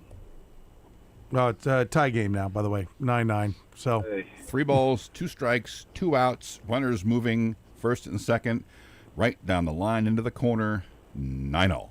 9-0. So we'll see. This could be when they win it an extra 12-11. Then it'll be just the thing they need to jumpstart their offense. So that's how we're going to choose. Should have gone to Urseg. That's how we're going to choose to view it. Well, now I want to be like, peel back. Let's go back to the national conversation, and we'll come back. Well, let's go ahead and talk about it since we started down this road. Kurtis, you looked up the numbers on how futile the offense has been to this point and what that's translated to. The most recent thing that I saw was that the Royals are the 9th team in history to score 2 runs or fewer in 11 of their first 18 games while using the DH. And the problem is that the other teams on that list are it's like a who's who of incredibly bad teams in baseball history. Like, I don't know, last year's Rockies, maybe the 24 White Sox. How about the 03 Tigers who lost 119 games? 88 Orioles ring a bell? It's not exactly, the stuff of competitive teams. Right. There was like a 92 win one game ago. Wasn't there a 92-win team in there? There was. It was like the Guardians one year, I think. 91 Guardians were decent. 76 Orioles were pretty good. But the 76, you're talking about the mid-70s. It's like a different game. Yeah, it was. Game over. Tigers win 10-9. They scored, but they couldn't pitch today, ends up being the case. What was that, a single to right? Dumped in, ends the game. Tigers win 10-9, so the Royals now fall to 7-12. 1 strike away from a win that I was about to say, well, it may just be 1 win, but they looked as dead as you could possibly be at 6-1, and they found a way. Salvador Perez went deep, Vinny Pasquantino went deep, and they win this game. The plane ride to New York's going to be pretty nice. Not anymore. Yeah. Just a different way to lose. So they do score, but they end up losing. Jeff, what I don't know. Where do we sit at 7-12? When does it start to become concern? When does it start to become it's officially a problem and the team's just not what we thought it was? I think it's a concern already. I don't think it's a problem quite yet, and I don't think it's a problem because they showed today what they are capable of. And it's not just it's just a reminder, right, that this team is capable of scoring runs and absolutely should score runs with the guys who they have in their lineup. And getting a home run from Pasquantino, getting a home run from Perez, getting 3 hits from Bobby Witt. These are all, signs pointing in the right direction. It needs to become consistent, though, because the consistent thing that they have had, the reason that in spite of the offensive futility they've shown, they are even at 7-12 right now is because coming into today, they had the best starter ERA in baseball. And Michael Wacha has been awesome, and Seth Lugo has been really, really good. And, when the 2 lowest ERAs in your rotation are Cole Reagans and Noah Cameron, something's going right. So that starting pitching it's nice to see. I'll say this, though. They miss Carlos Estevez. They miss the presence that he brought in the back end. And there was, he's not one of those closers who gave you a heart attack out every time either. He's pretty solid. And to have Urseg then have to move up from the 8th inning to the 9th and the cascade effect that has on everybody else, it just changes things when your closer goes down. And so between the offense and the bullpen right now, this is a team with real questions. We're talking to Jeff Passan here, our Major League Baseball insider. Chris Bubich knocked around today. He gives up 5 earned and 4 2/3. Not a good day. Any way to you want to try to look at it, but I always do appreciate when he's getting 4 2/3 because we watched a lot of when the Royals were bad. It would have been 5 earned and 1 1/3, right, or in 2/3, and so. There is at least some length that helps a little bit here, but they did finally get the bats going. I mean, I think we all agree. We've all felt like eventually Salvador Perez and Vinny Pasquantino are not going to be the worst 3 and 4 hitters in baseball, and so they should turn the corner. But we also felt like the pitching should regress a little bit. So we saw all of that come together, and it resulted in another loss. It's not the start that you want. I think the thing in which you can take solace is that the Royals remain in the American League Central. and while I know the Tigers have gotten on a good run lately, I think, what are they, 6 in a row at this point? I don't foresee the Minnesota Twins remaining toward the top of the division, and I think Cleveland just has its weaknesses. The Royals just really haven't had a whole like a good couple of days either. That's the frustrating part. Like there hasn't been a winning streak of any note to this point, and they need to go on a run here because you just, even if you can like claw your way out of it, you don't want to dig yourself a hole. It gives you too much urgency to get out of it at a point in the season where urgency should not be paramount. So they need to start turning things around here. And look, these conversations on coaching staff that I know you love having, Soren. Look, if this doesn't change, they're going to accelerate. They are bound to, because there are only so many times that we can have that conversation before the same thing starts happening internally. They just gave Matt Quatraro an extension. Like, I don't think there's... I'm not talking Matt Quatraro. No, I know you're not. I'm leading into the coaching staff by starting with Matt Quatraro. They're not. I don't believe in. So I think you're not going to wave me off. I was going to say wave me off if you think I'm wrong. But Matt Quatraro, I don't think is going to be an option at all this year. Maybe if they're barreling towards 110 losses or something, maybe that'll change. But he is not. He is not going to be an option, nor should he. Right. But he is the manager. Period. End of story. But I mean, and today when they score 9 runs, I mean, I don't think you're calling Alex Zumwalt to, come on into the office and bring your playbook. I don't think that's going to be it. But if they go back and they score 1, 2, and 0 in New York, and overall this is it, because they've had a couple of. I mean, it's baseball. Everybody has a decent day here and there. If that continues, I mean, I do think that they're going to have to change something, because if they don't change something, then all of the conversation is going to be about the manager. I already have people texting me, and I don't even bother to respond, about Quatraro. They need a Larry Boa type to flip the table over. And, well, first of all, how do you know he doesn't do that in the clubhouse? I don't think he does, but we don't know because we're not in there. But I think that's preposterous. But I do think at some point you got to admit something's wrong, and this is not to be tolerated. And if you don't do something else, eventually your entire – I always say – if not him, then who? Until your entire fan base says anybody, and then you're in trouble. Yeah. I'm stuck on something that you said earlier. Do you really just leave people on red and not respond to them?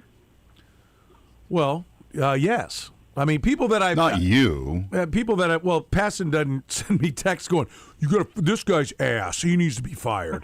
I've never gotten that text from Passan. And then you said, "Look, dude, he's worked for me for 25 years.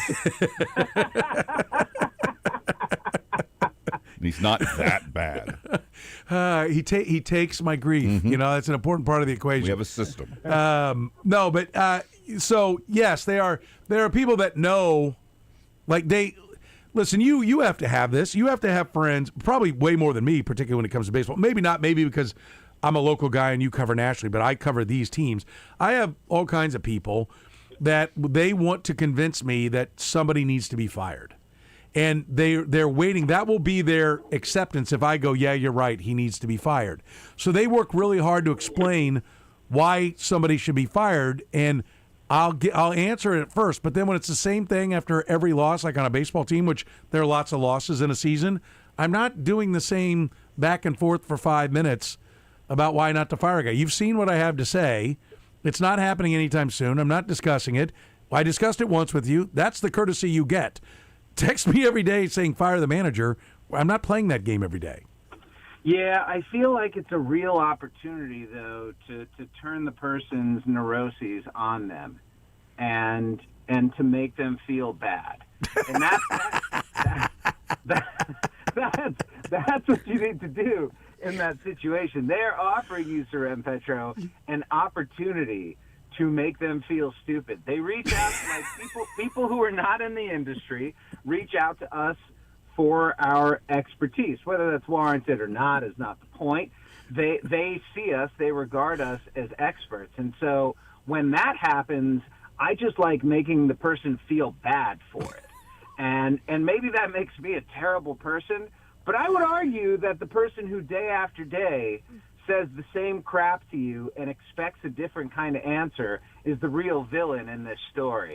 and that you, all you're trying to do is get through the day without being rude, because I feel like the non-response, a little bit of rudeness there. Maybe I'm wrong, but it just feels like a chance for me to test out the boundaries of your relationship with that person. But I can't imagine you could possibly, covering 30 teams, the ownership and baseball operations side, along with the player and agent side, and doing Sports Center and writing, you can't have time to joust back and forth on a regular basis with people on this, can you?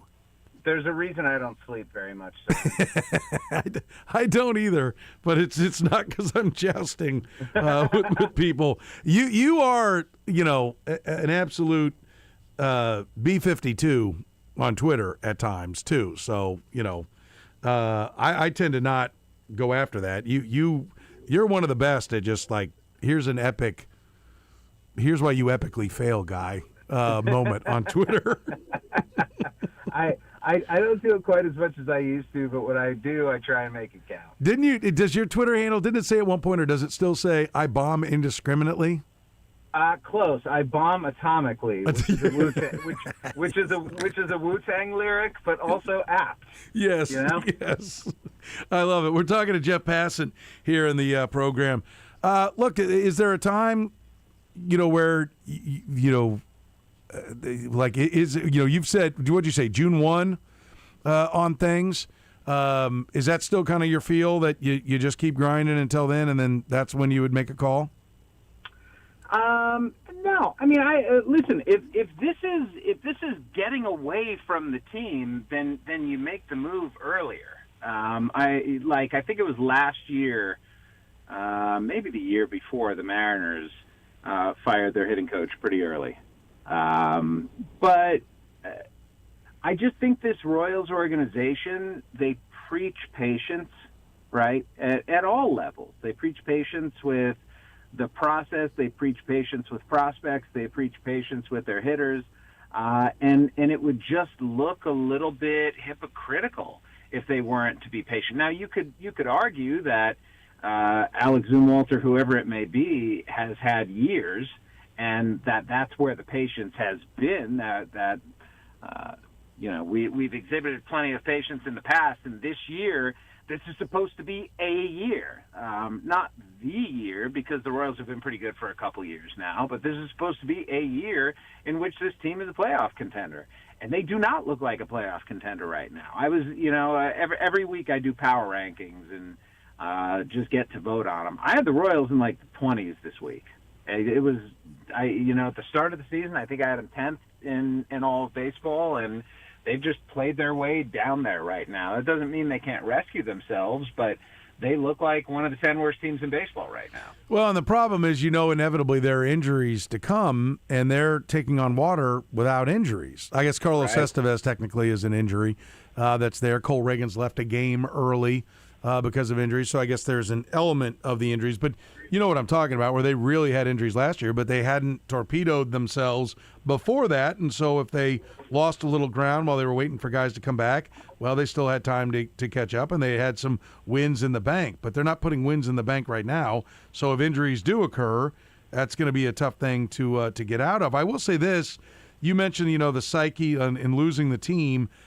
The A's every year in those early stages, like the Johnny Damon and Jermaine Dye A's, the Jason Giambi, but even kind of the ones as they moved off of Giambi, I remember them, they always seem to kind of start slow and kind of really bad, like 8-16 slow, and then would just get red hot.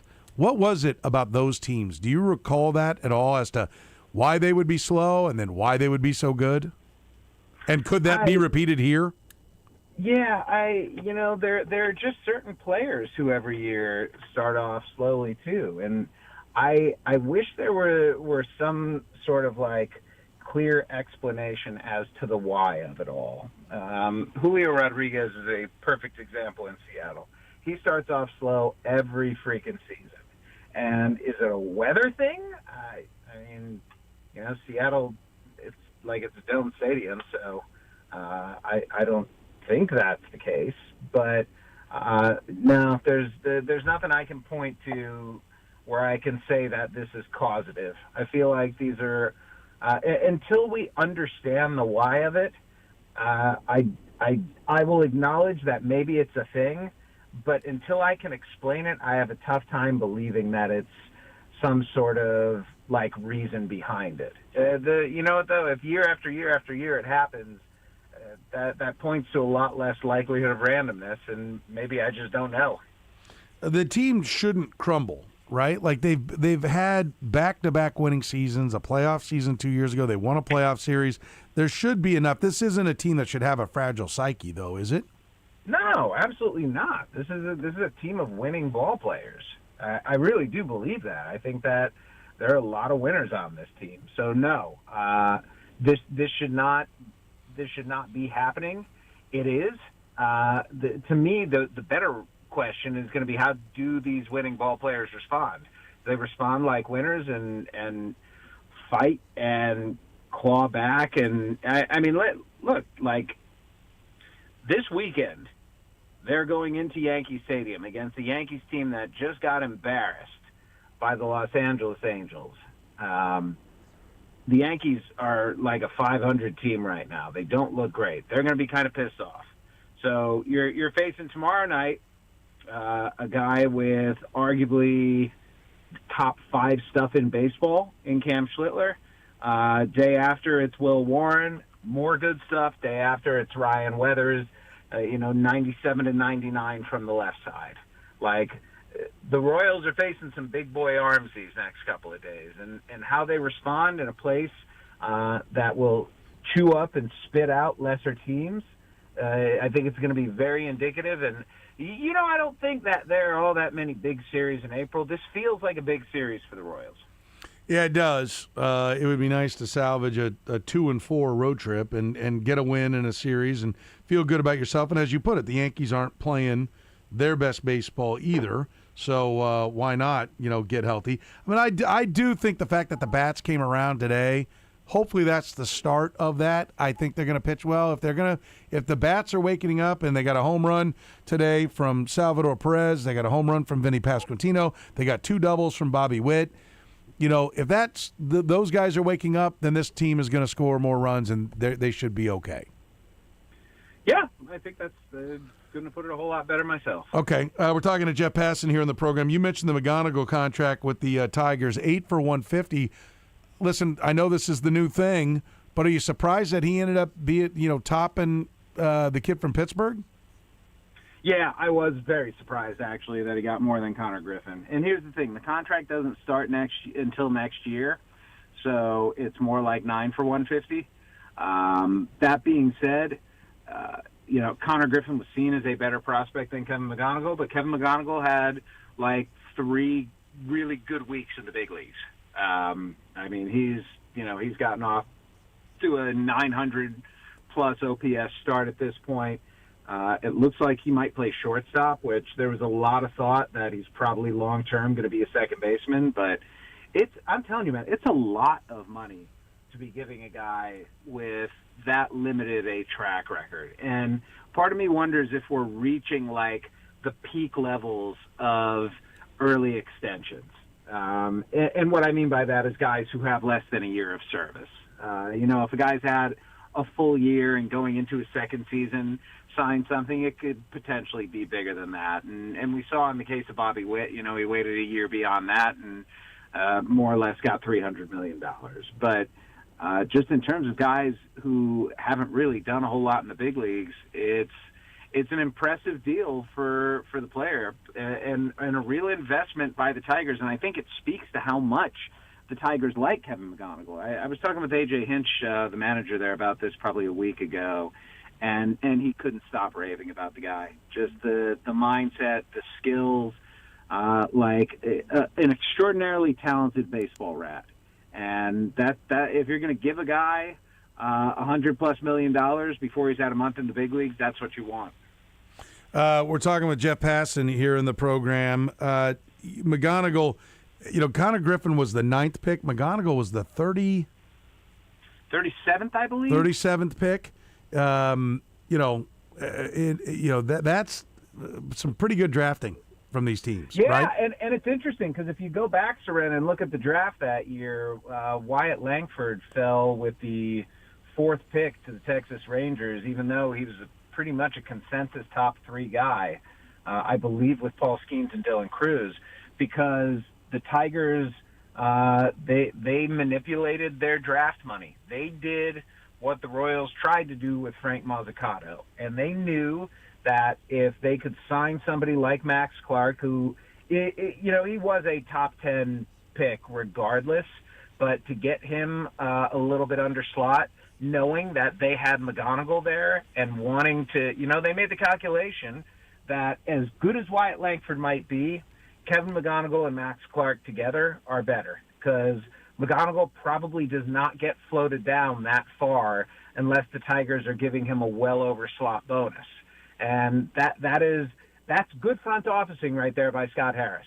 It was a pick that they made with a lot of conviction and with a lot of questions in the industry. And those are the toughest ones to do, man, when the industry doesn't necessarily believe that what you're doing is right and you have the conviction to go do it anyway. Says a lot about your process and says a lot about your belief in it. No doubt. Listen, the Tigers have done a lot of things right. I mean, they're a good baseball team, so we expected them to be good. We expect them to make good decisions. We thought the Twins were having a fire sale and blowing everything up, and we're not even trying, and yet there they are up at the top. Why is that happening? Well, you want to talk about good maneuvers at the deadline last year, trading Griffin Jacks, a relief pitcher, and getting Taj Bradley, a rotation piece, back. Taj Bradley has some of the best stuff in baseball this season. Trading during that whole fire sale, making a trade with Philadelphia where they got Eduardo Tait and Mick Abel, who's been in their rotation and whose stuff has been really good in exchange for Joan Duran. It's going to be interesting looking back this July at where a lot of these guys the Twins are and where the players that they traded wound up. And, it could be the sort of thing where if the Twins get good in the next couple of years, I still don't think that they're going to contend this year. Hot start, great, but I don't know that it's sustainable. But regardless, I think they've positioned themselves really well going forward. Yeah. Are they going to sell? I mean, they said they're not, but everyone assumes that's not it. There just isn't a buyer on the hook, so you don't want to make it look like you're desperate. The plan is still to sell that team, correct? They got a bunch of minority investors to pay down what was upward of $500 million of debt. At this point, I don't know that they're going to, but the Padres are about to be sold, and it's going to be in the $3.5 billion range, which shatters the price of any Major League Baseball franchise before it. So suddenly, if franchise values are creeping up, then it would not surprise me to see the Pohlad family do that. Yeah, I mean, I like, you don't put a team up for sale and then like, no, forget about it. We changed our mind. So you know what though? Sometimes you do. Artie Moreno did that with the Angels. The Lerner family did that in Washington. It's kind of floating those trial balloons and seeing when a team is on the table rather than just in theory the kinds of bids that you're getting. It gives you a decent sense of what the market actually is. Is Mike Trout back? He's back enough to be interesting. I mean, he's hit 5 home runs the last 4 days in Yankee Stadium, which I understand the fences there aren't very deep. But I think my answer to that is I hope, because when Mike Trout's good, baseball's better. And, in my early days coming on this show, back when you called Shohei Ohtani a parlor trick, Mike Trout was the best player. That's not how that went down. We've had this discussion. Soren, do not try and gaslight me here. Do not. Kurtis, you might get fired after 20 years, but you better have my back. I remember that term, but I don't know how it was used. I said I remember the term parlor trick. When you're not, the point was that they're not putting anything around him, which turns Shohei Ohtani into a parlor trick. It's like, they're like, we're not going to try to win, so come out and watch our parlor trick of having a guy hit and pitch. You called him hitting and pitching a parlor trick. You didn't, oh my God. I said that's how the Angels are treating it, because they come out and watch the parlor trick because we're not going to do anything to try to win. Oh, man, this is awesome. Do we have audio from back then? If you can find the date, we might be able to dig it out. All right, I'm going to look back through my texts because I have running like Rustin Dodd, who I adore and works for the Athletic. He used to be at the Kansas City Sun. Yep. Rustin, I don't know if he still listens, but Rustin was a regular listener to our segment, and I remember calling you just a complete moron for this. So I'm going to have to search my text for parlor trick and see what comes up. You want to know why I don't think it happened? Because if you'd done that, and our wives know each other, right? They grew up close to each other.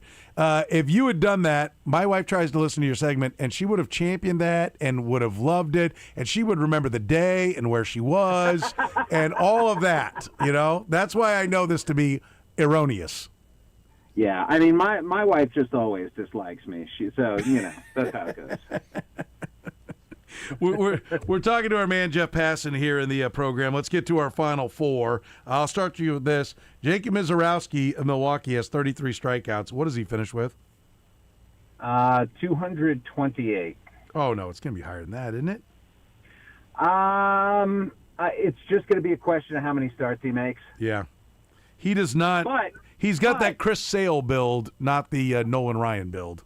Yeah, I don't care. He's awesome, and I'm going to be doing an episode of Sources Tell Jeff Passan, the new podcast now available on all your platforms and YouTube. That is going to blow people's minds. It's going to be weird as hell, but it's going to be fun. All right, Mike Trout home run total this year will be what? 37. I am wish casting he stays healthy. Okay. When will Caglione hit his first home run? Tomorrow. In the big leagues. Okay, tomorrow. He's got left-hander or right-handers the first 2 games against the Yankees. I think Schlittler's tough, and he's tough to take deep, but I feel like Cags is not going to get cheated on a fastball. All right, Michael Wacha's final ERA will be what? He's a 0.43 right now. 3.16. 3.16. Listen to that. He's like a computer. There's what he is. It's amazing how he can do the math but can't remember what was said. That is unbelievable. Jeff Passan, you're the man. We appreciate it. Again, plug the podcast shamelessly one more time. Sources Tell Jeff Passan, new episode out on Tuesday. 90 minutes of Dave Roberts and John Schneider breaking down what was arguably the best World Series of all time. We're finalizing it right now, and I'm not going to say we're not going to do a better episode, but it's really, really good. And if you like baseball, you will love this. Jeff, you're the man. We appreciate it. We'll talk again next week. Look forward to it. Thanks, Soren. The program with Soren Petro. By the way, when you're telling these little stories, Here's a good idea. Have a point. It makes it so much more interesting for the listener. Weekdays from 2 to 6 on Sports Radio 810 WHB. All right, listen up. Joslin's Jewelry is Kansas City's best. Did you know that Gary Joslin was born and raised right here in Kansas City? And for almost 50 years, they have been helping people get the best, the most beautiful, the finest jewelry anywhere around. Mom and pop jewelry store, that's something that some of like the big box stores, the big conglomos that have stores all over the country like to kind of laugh and snicker. Hey, Gary loves that. Mom and pop, you bet. He works at the store. His wife works at the store. His daughter works at the store. And you know what they do? They take care of people. They treat you like family. So Mom and Pop, bring it on. Big box stores, they love that moniker. And you'll love it as well. There's something that's really cool about being treated like you're part of the family and talking to real experts.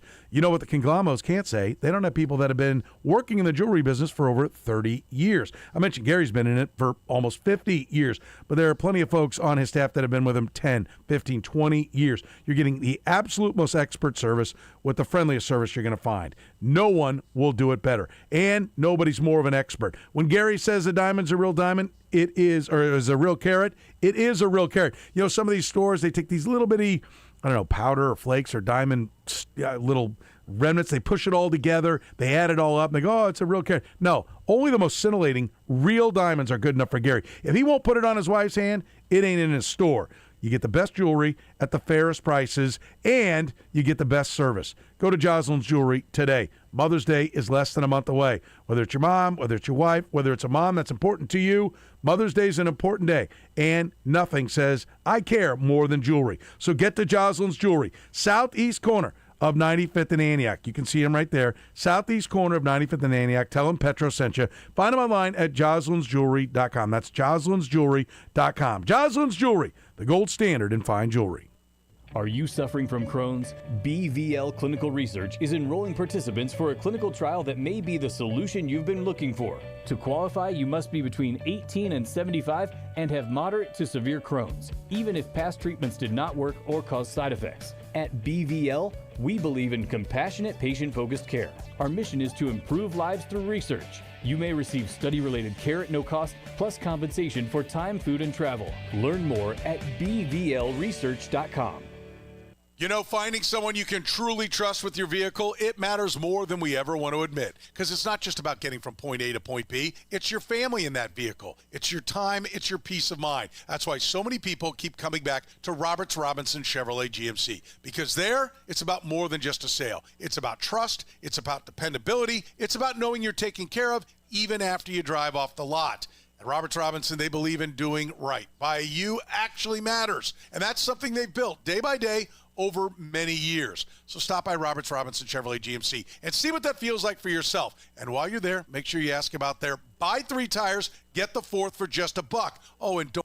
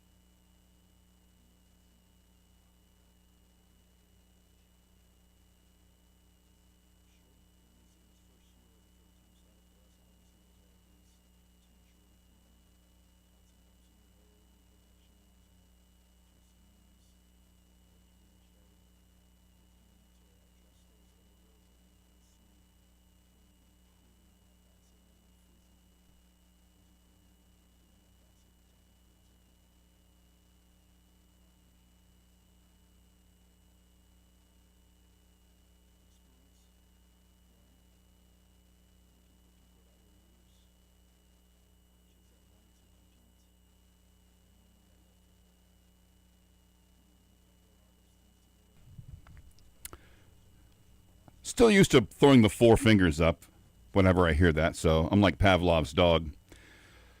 Before we get you what you need to know, let's give you the La Feta Delicatessen end of the hour answer. Bill Belichick, 74 today. For what team was his first NFL job? How about 1975, his first year out of college? He was hired as a special assistant to head coach Ted Marchibroda with the Baltimore Colts for the princely salary of $25 a week. I think he makes a bit more than that now. I can't imagine he makes 25. He makes more than 25 a week, don't you think? UNC? Yeah. What'd they give Malone? I don't know. Probably less than Belichick, right? Probably a little bit less. In case you missed the big news, we've been talking about it for most of the rest of the afternoon. A couple of good stories. Well, one good story, one bad story when it comes to the Royals. With the good story first, Kansas City Council has passed the ordinance to authorize the city manager to negotiate a term sheet and earmarked $600 million toward a Royals downtown stadium at Washington Square Park. It passed by an 11-1 margin with one person not voting. Afterwards, a very happy Quentin Lucas talked to reporters. Well, all right, so how satisfied are you with what happened today at City Council? Look, incredibly excited. I think what we're seeing today is a transformative step for the future, not just of downtown, not just Kansas City, but our entire region. This is great, making sure that we can keep the Royals in Kansas City. You can continue to see positive comment from the Royals. You saw them at all of our hearings today and this week. And I think this means that downtown baseball is a reality for the future of Kansas City. Now we'll let the folks who work in finance, the lawyers and others, get our final details together, but I think this means we're delivering baseball to the core of Kansas City, and the Royals will be around in Kansas City for another 30 years. I think a lot of people, the question is about funding the $600 million potential dollars, and the city already struggling with budget things. How do you come up with that money? I think a few different things. First of all, you got to look at where the money's coming from for this, right? Our projections are based off of revenues that are generated at Kauffman Stadium today, and it would be based off of ancillary development in the Crown Center, Washington Square Park area. The story of that is that these are not funds that are coming from other general fund dollars, earnings taxes, all those sorts of things. And so that's an important part of how we do this. The other thing at its core, and how this is different than perhaps the Power and Light District, and I've heard a lot of questions about that. 20 years ago, we built a district, we issued bonds, but they were fairly speculative projections, right? We didn't have an NBA or NHL team, still don't, right? We didn't have a model for what we were doing and what we were borrowing on. Now we have a model that has been in Kansas City since 1969. Indeed, we had professional baseball before that. So we are able to build out actually something that I think is far more firm. So the decision we're making here in the 2020s is different than what folks were doing in the aughts, where they were really trying to speculate on how much in sales could you get from a store that's blocks from an arena that doesn't have a permanent tenant. Very different question than where we are today, which is how are we going to generate revenues from a baseball stadium? We can look at what we've been doing at a baseball stadium. That's why I'm confident with what we're doing. I'm proud of the city manager and his staff for what they're building up, and I think that's how we can deliver a good, fiscally responsible project that is based largely on people who are spending at the baseball stadium, not an entire city, not an entire county, not a third of a state. Let me push back on that, because right now you get money from the baseball stadium, we do. but you spend on other things throughout all of the city. And now the city would have to spend that money on the baseball stadium. So you're losing something. You are 100% right on that fact, which is that money that right now comes to Kansas City from the Royals, where we don't actually have to have tax increment financing, some of the other redirections, is money that we will be applying into this project. Of course, the reality is that we would lose that anyway. As I've said in other conversations, right, the Chiefs funding, right, that we get right now is something that we aren't forecasting for 5 years from now. So we recognize that there is a shift in where that Royals-related revenue is going. We certainly would hope and we plan to see more development that builds and fills some of those gaps at the city. But we thought instead of just losing the Royals money and doing nothing, right, actually retaining the Royals, using what the Royals generate as an investment in the core of our city, where we have spent a good deal of dollars over the last 25 to 30 years to build something better, is fiscally responsible. It will continue to lead to more development activity and opportunity, and that's something that I think is why you saw such a strong City Council endorsement of it today. I will note more votes today than you had as co-sponsors, more support than I think I came in today thinking we would have. City manager is now authorized to apply for state funding. What would you like that funding number to look like? I mean, obviously, look, I'm the city, they're the state. I respect the state, and I love them, but I would want as much as possible. It's an up to 50% number. I think that, however, there is more work to be done in that. I think the state of Missouri is going to be fiscally responsible like the city has been, which is to look at what types of revenue calculations you get from the Kansas City Royals now in state sales tax and certain state revenue captures, and then build out a long-term package based on that. That's what I would expect our state partners to do. They'll do the math to see what that looks like long-term, but that's how you start to get to the numbers that I think we've crafted already. We have our own estimates of what that might look like. That's how we get to a 600, but I know there will be more discussion throughout. And obviously the Kansas City Royals as well. We expect their investment to not just be in the stadium, but they have said a lot about ancillary development over the years. I expect them to have an additional private contribution outside of just this Washington Square Park Crown Center footprint. What is this checkpoint do you think you have to get to before you get the Royals to just say, okay, it's on, we're in? What couple of three other things have to be engaged for that to happen? It's my view that we've done everything today that we need to get to that point of at least an engagement. And so I think that when you look at what the city's been able to deliver, certainly if there's the question of has the city of Kansas City done its part, we have, I think, gotten a good deal. We have outstanding financial terms, some of the best in the history of Major League Baseball for a team, particularly coming from a local government. I think that you will look to the state now as an important part of the negotiation, any other partners that come into the discussion, including Jackson County. But I'm proud of where the city is right now, and I think, frankly, the city's contribution matched with what the state, I think, has already articulated might be coming down the line, is enough to get that permanent relationship set. And now we just need to get through the deal terms, John. Is this a weight lifted off of your shoulders based off of the role that you did or didn't play in the 2024 election? You know, I'm proud to be the mayor of Kansas City, and I'm proud to work with my peers on the city council and here in Kansas City government. I don't have regrets about past campaigns and past elections. I've won most of them. Certainly, I've won every city issue since I've been mayor. I think that there are many others that were involved in the chat of 2 years ago, but I'm forward looking, and my goal was, once we saw that failed election, that we keep our teams in Kansas City.